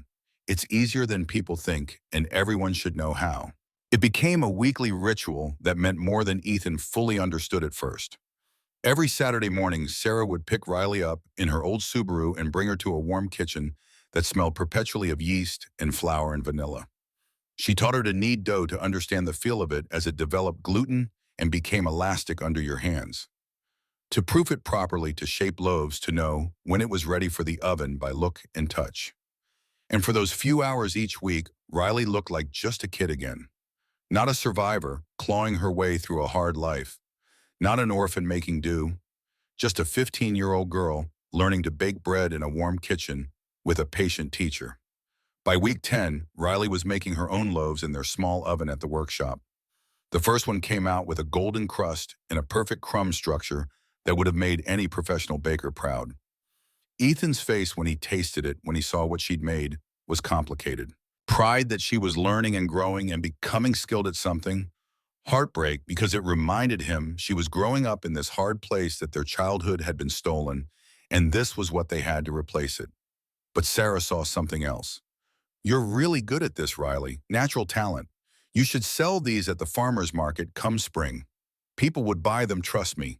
This bread is better than the bakery in town, and I'm not just saying that. Riley looked at Ethan, a question in her eyes. He nodded. If you want to. Really, Riley asked Sarah, her voice small and hopeful in a way that broke Ethan's heart. Honey, if you don't sell this bread, I'll sell it myself and give you the money. That's how good it is. Winter hit hard in December. The temperatures dropped into the single digits and sometimes below zero. The wood stove that had seemed adequate when it was 30 degrees outside became barely enough when it was 5 below, and the wind was howling through every gap in the metal walls. Ethan woke at 5:30 every morning so early it was still full dark outside to find the stove nearly dead. He'd spend an hour chopping wood before the sun came up, his breath steaming in the frigid air, his hands going numb even with gloves on. Riley made breakfast on the hot plate while he chopped. Usually oatmeal, sometimes eggs, if they had them, which wasn't often. They walked 2 miles through snow and ice to catch the school bus at the closest stop. After school, more chores, more wood to chop. Ethan went to his part-time job at the hardware store in Harmony 4 days a week. Home by dark, which came terrifyingly early in December. More wood, dinner, homework by lamplight. Collapse into bed and start again the next day. The routine was punishing, relentless. There were days when Ethan wondered if they'd made a terrible mistake. If safety and comfort in a Kansas City apartment would have been worth giving up this ancestral land that seemed determined to kill them with work and cold. But they'd made their choice. And Brooks's, as their grandfather had written, stand when it would be easier to sit down. The blizzard came in mid-January. 14 inches of snow in 24 hours with drifts piling up to 4 feet in places where the wind sculpted them. They were snowed in completely for 4 days. No way to walk to the bus stop, no way to drive even if they'd had a car. Just the two of them in the hut and the rapidly dwindling pile of firewood. By day 3, they were dangerously low on fuel. Ethan broke apart an old wooden pallet and burned it piece by piece, feeding it into the stove plank by plank to stretch it as long as possible. Riley shivered in her sleeping bag despite being right next to the stove. Ethan was terrified she'd get sick. Out here, miles from town, snowed and completely getting seriously sick could be deadly. There was no calling for help. The old cell phone only worked when they drove close enough to Harmony to pick up a signal. On day 4, they heard an engine outside. Impossible, Ethan thought. Nothing could move in this snow. But then Jake appeared at the door like an angel of mercy, his snowmobile idling outside a sled behind it piled high with split firewood. "Figured you might need this," he said simply. Ethan wanted to cry, wanted to fall to his knees and thank every god he'd never believed in. He didn't do either, just helped Jake carry the wood inside, stacking it carefully near the stove. "How much?" Ethan asked when they were done. "Consider it a loan. Pay me back when you're on your feet. Or build me those shelves I mentioned, and we'll call it even." Jake left before Ethan could argue or thank him properly. Just fired up the snowmobile and disappeared into the white wasteland, the sound of the engine fading slowly. That night, with the stove fully stocked and warmth finally returning to their small living space, Riley and Ethan sat together at the table Ethan had built. "We could have died," Riley said quietly, "but we didn't. Because Jake saved us." "Yeah. So we're not really doing this alone, are we?" Ethan thought about that. About Earl and the vegetables, about Sarah teaching Riley to bake, about Jake and the firewood, about Frank the electrician giving them a fair price and honest work. "No," he admitted, "I guess we're not."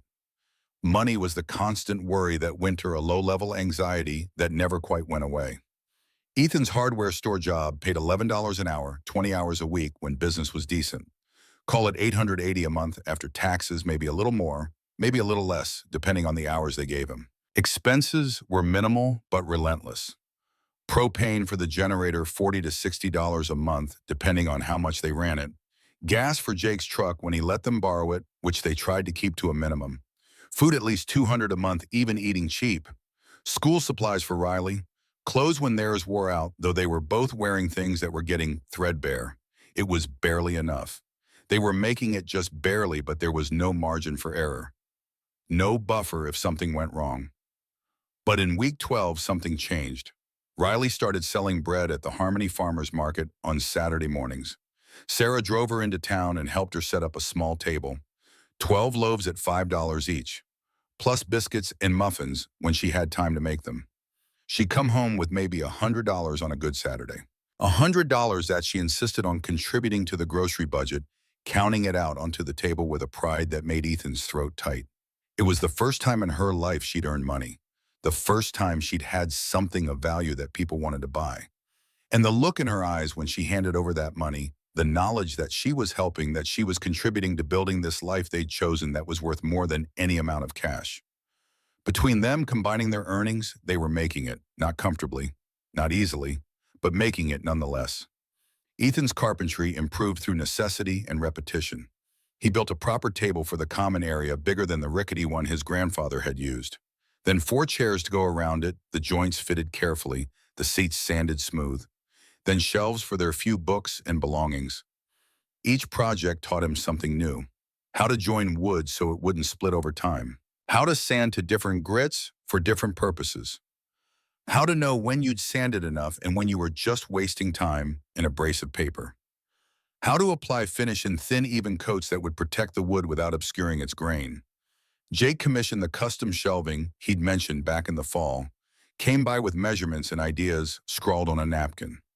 Ethan built them over 2 weekends, working in the heated corner of the workshop, learning how to make something to someone else's specifications rather than his own preferences.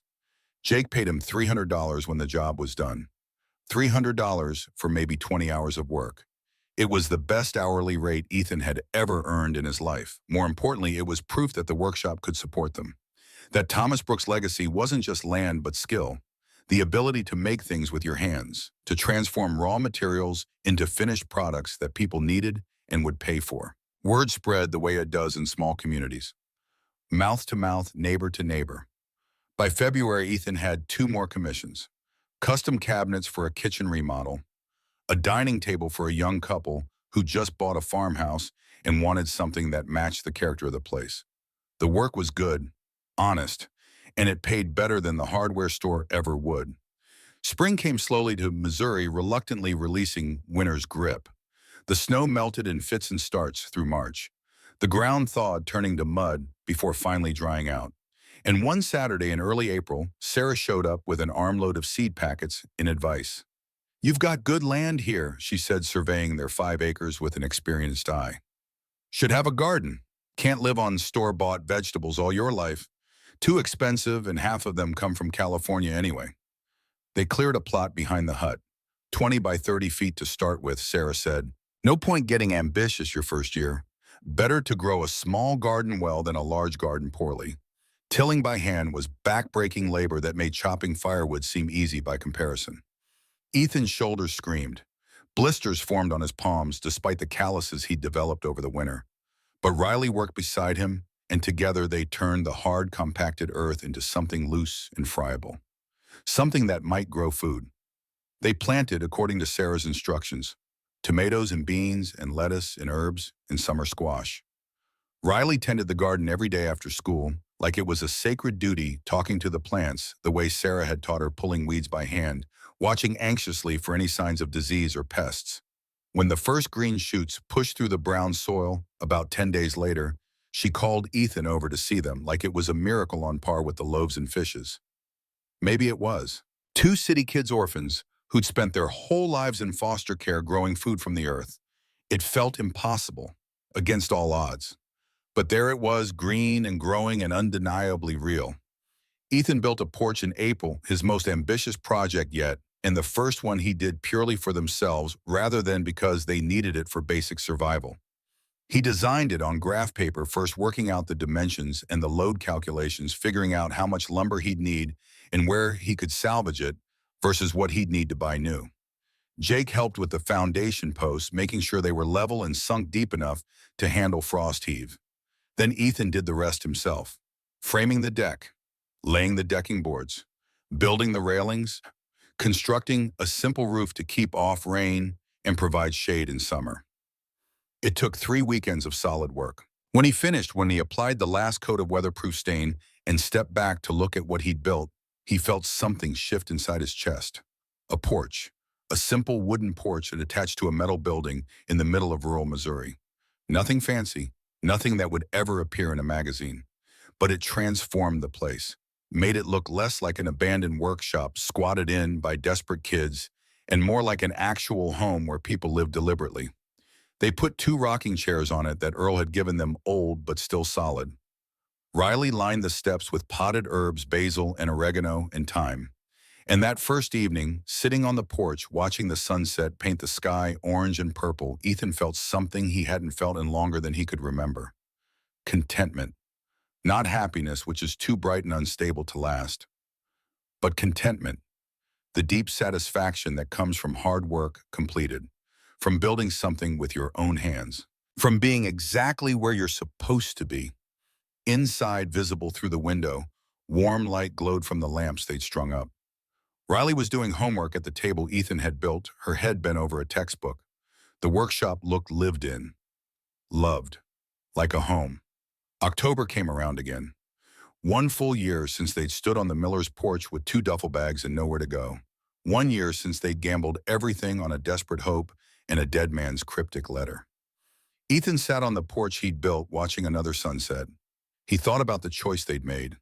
How easy it would have been to take the money and run, to chase safety and comfort in a normal life in some anonymous city where nobody knew them or cared about their story.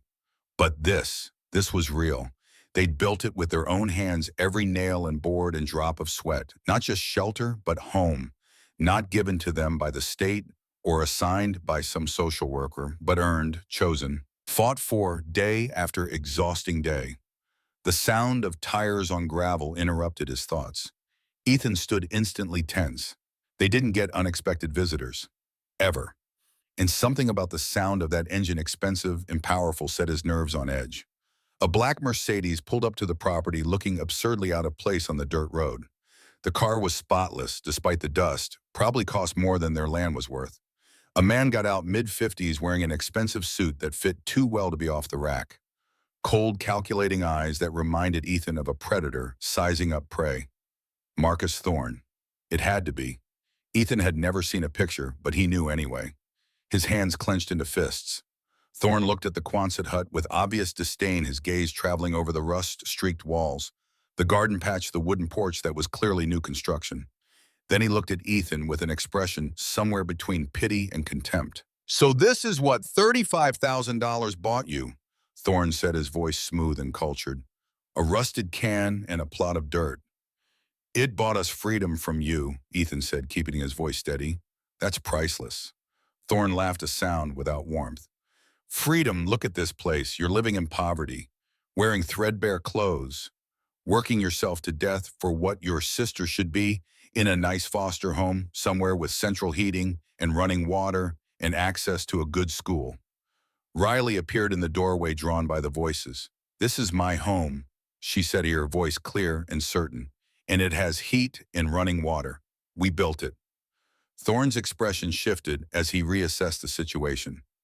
"I came here with an offer," he said, all business now. "A generous one. The development company I work for is still interested in this ridge. The houses we're planning would be high-end exclusive. We've acquired most of the land we need, but this parcel would round out the holdings nicely. I'm authorized to offer you $150,000 for the property. Cash. Today. Wire transfer to whatever account you specify." The number hit Ethan like a physical blow. $150,000. More money than he'd ever imagined having. Enough to change everything. Enough to send Riley to any college she wanted. Enough to buy a real house somewhere, start any kind of business, build any kind of future. "Think about it." Thorne continued, reading Ethan's hesitation like a professional poker player spotting a tell. "Your sister could have a real education instead of whatever passed for schooling in this backwater. You could go to college, get a degree, actually make something of yourself instead of playing pioneer in a metal shed. This is a one-time offer. I won't make it again." Ethan looked at the hut. At the porch he'd built with his own hands, every board carefully measured and fitted. At the garden Riley had planted and tended, green and thriving. At the workshop full of his grandfather's tools and his great-grandfather's dreams, full of projects in progress and commissions waiting to be filled. He looked at Riley standing in the doorway. She was watching him, trusting him to make the right choice. Again. Always. "We already have made something of ourselves," Ethan said quietly. "The answer is no." Thorne's face hardened. "You're making a mistake, kid. This land isn't worth—" "It's worth everything," Ethan interrupted, his voice stronger now. "My great-grandfather built this workshop with his own hands after coming home from war. My grandfather died protecting it for us.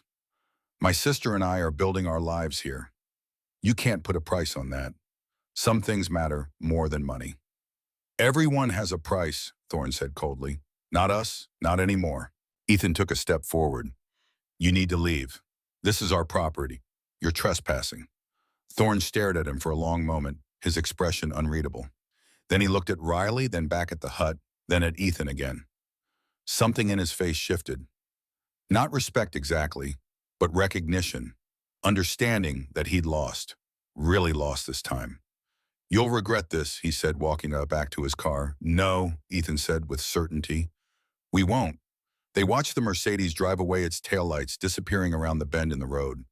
The dust it kicked up settled slowly in the still air. Riley was shaking. "Did we just turn down $150,000? Ethan pulled her into a hug, holding her tight. "We just chose home." Word spread through Harmony that weekend. Small towns are like that, information flowing through invisible channels faster than any internet connection. The Brooks kids had told Marcus Thorne to take his money and leave. Had chosen to stay on that hard-scrabble piece of land rather than take a fortune and run. On Sunday morning, people started showing up. Earl with lumber in the back of his truck. Jake with tools. Sarah with enough food to feed an army. 6 other neighbors Ethan barely knew had maybe seen once or twice at the hardware store or the farmer's market. "Heard you might need help winterizing this place before the cold sets in again," Earl said by way of explanation. "Can't have the Brooks kids freezing to death in year 2. Wouldn't look good for the neighborhood." They worked all day in an impromptu barn raising for 2 orphans who'd chosen to stand their ground. By evening, the hut had proper insulation in the walls, dense glass bats that would actually keep the heat in, sealed gaps around windows and doors, new weather stripping. It would be warm this winter, really warm for the first time. They had a potluck dinner inside. As the sun set, 15 people crammed into the small living space that felt even smaller when full. Riley's bread was passed around and praised. Stories were shared. Coffee was consumed in quantity. Earl, the oldest among them at 72, stood and raised his coffee cup. Thomas Brooks was one of us, stubborn old bastard. There were chuckles around the room. But he was good people, and these kids are proving they're good people too. So I say the Brooks of Sparrow Creek. May they never leave. There was a murmur of agreement, people raising their own cups or glasses. And Ethan realized, sitting there surrounded by neighbors who'd spent their Sunday helping patch the gaps in their home, that they weren't outsiders anymore. They belonged, not because of blood or birth, but because of choice, because they'd stood when it would have been easier to run. 5 years later, on a warm spring morning in 2029, the property looked different. The Quonset hut still stood, still served as the main workshop, but beside it a proper house was rising, foundation already poured, first floor framed and roofed, walls going up, built slowly piece by piece as money and time allowed. Not rushed, done right. The garden had expanded to half an acre, Riley's domain. She'd learned from Sarah and from experience and from books she checked out of the library. It produced enough vegetables to feed them through summer and fall, with plenty left over to can for winter. Riley herself, now 20 years old, was heading to culinary school in St. Louis in the fall on a scholarship she'd earned through her baking business. But she'd made it clear she'd be back. This was home. The school was temporary. This was permanent. Ethan, 23 now, ran Brooks' workshop full-time. Custom furniture, cabinets, woodwork for people across 3 counties who'd heard he did good work at fair prices. But more than that, he'd started something that mattered in a way the furniture never could. A program teaching woodworking to foster kids. 6 teenagers currently in the rotation, coming out from the county group homes on weekends and after school. Learning that their hands could build things, that they had value, that they weren't just problems to be managed, but people with skills and potential. On this particular morning, Ethan knelt beside the foundation of the new house. He'd built a small cavity in the cornerstone before sealing it. Into that cavity, he placed a metal box. Inside the box, photographs of his parents smiling in happier times, photos of his grandparents young and full of hope, photos of himself and Riley then and now, the letters from Thomas Brooks carefully preserved in plastic sleeves, a copy of the clear deed, and a bullet casing from Korea. Riley knelt beside him watching. "Grandpa would be proud," she said softly. "We're not finished building yet," Ethan said, sealing the cornerstone. "We'll never be finished." From the workshop came the sound of teenagers learning to use the loud laughter, mixed with the whine of machinery, and the patient voice of the instructor Ethan had hired part-time. From the garden came the smell of growing things, earth and green and promise. From the house frame above came the sound of hammers, the framing crew Ethan had hired, making steady progress. Ethan stood and looked at what they'd built, what they were building, what they would continue to build for as long as they had strength and breath and the tools Thomas Brooks had left them. Not just structures of wood and metal, lives, a community, a legacy that would outlast them all. Home isn't a place you arrive at. It's a place you create day by day, choice by choice, board by board, nail by nail. That's what Thomas Brooks had tried to teach them through his letters and his sacrifice. That the only inheritance that truly matters is what you build with your own 2 hands. That honor isn't about winning, but about the willingness to stand when it would be easier to sit down. Standing here on land that was theirs by blood and choice and the sweat of hard work, Ethan finally understood completely. They'd come here with nothing 5 years ago. 2 orphans with duffel bags and a desperate hope and a promise to each other. And they'd built a home, not just for themselves, but for the kids who would come after them. For teenagers who needed to learn that they mattered, that their past didn't define their future, that they could build something that would last. The work would never be finished.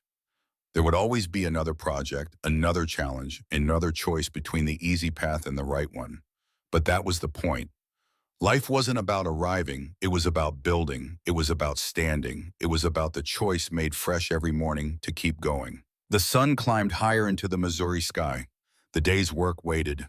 The teenagers in the workshop needed guidance. The house frame needed attention. The garden needed watering.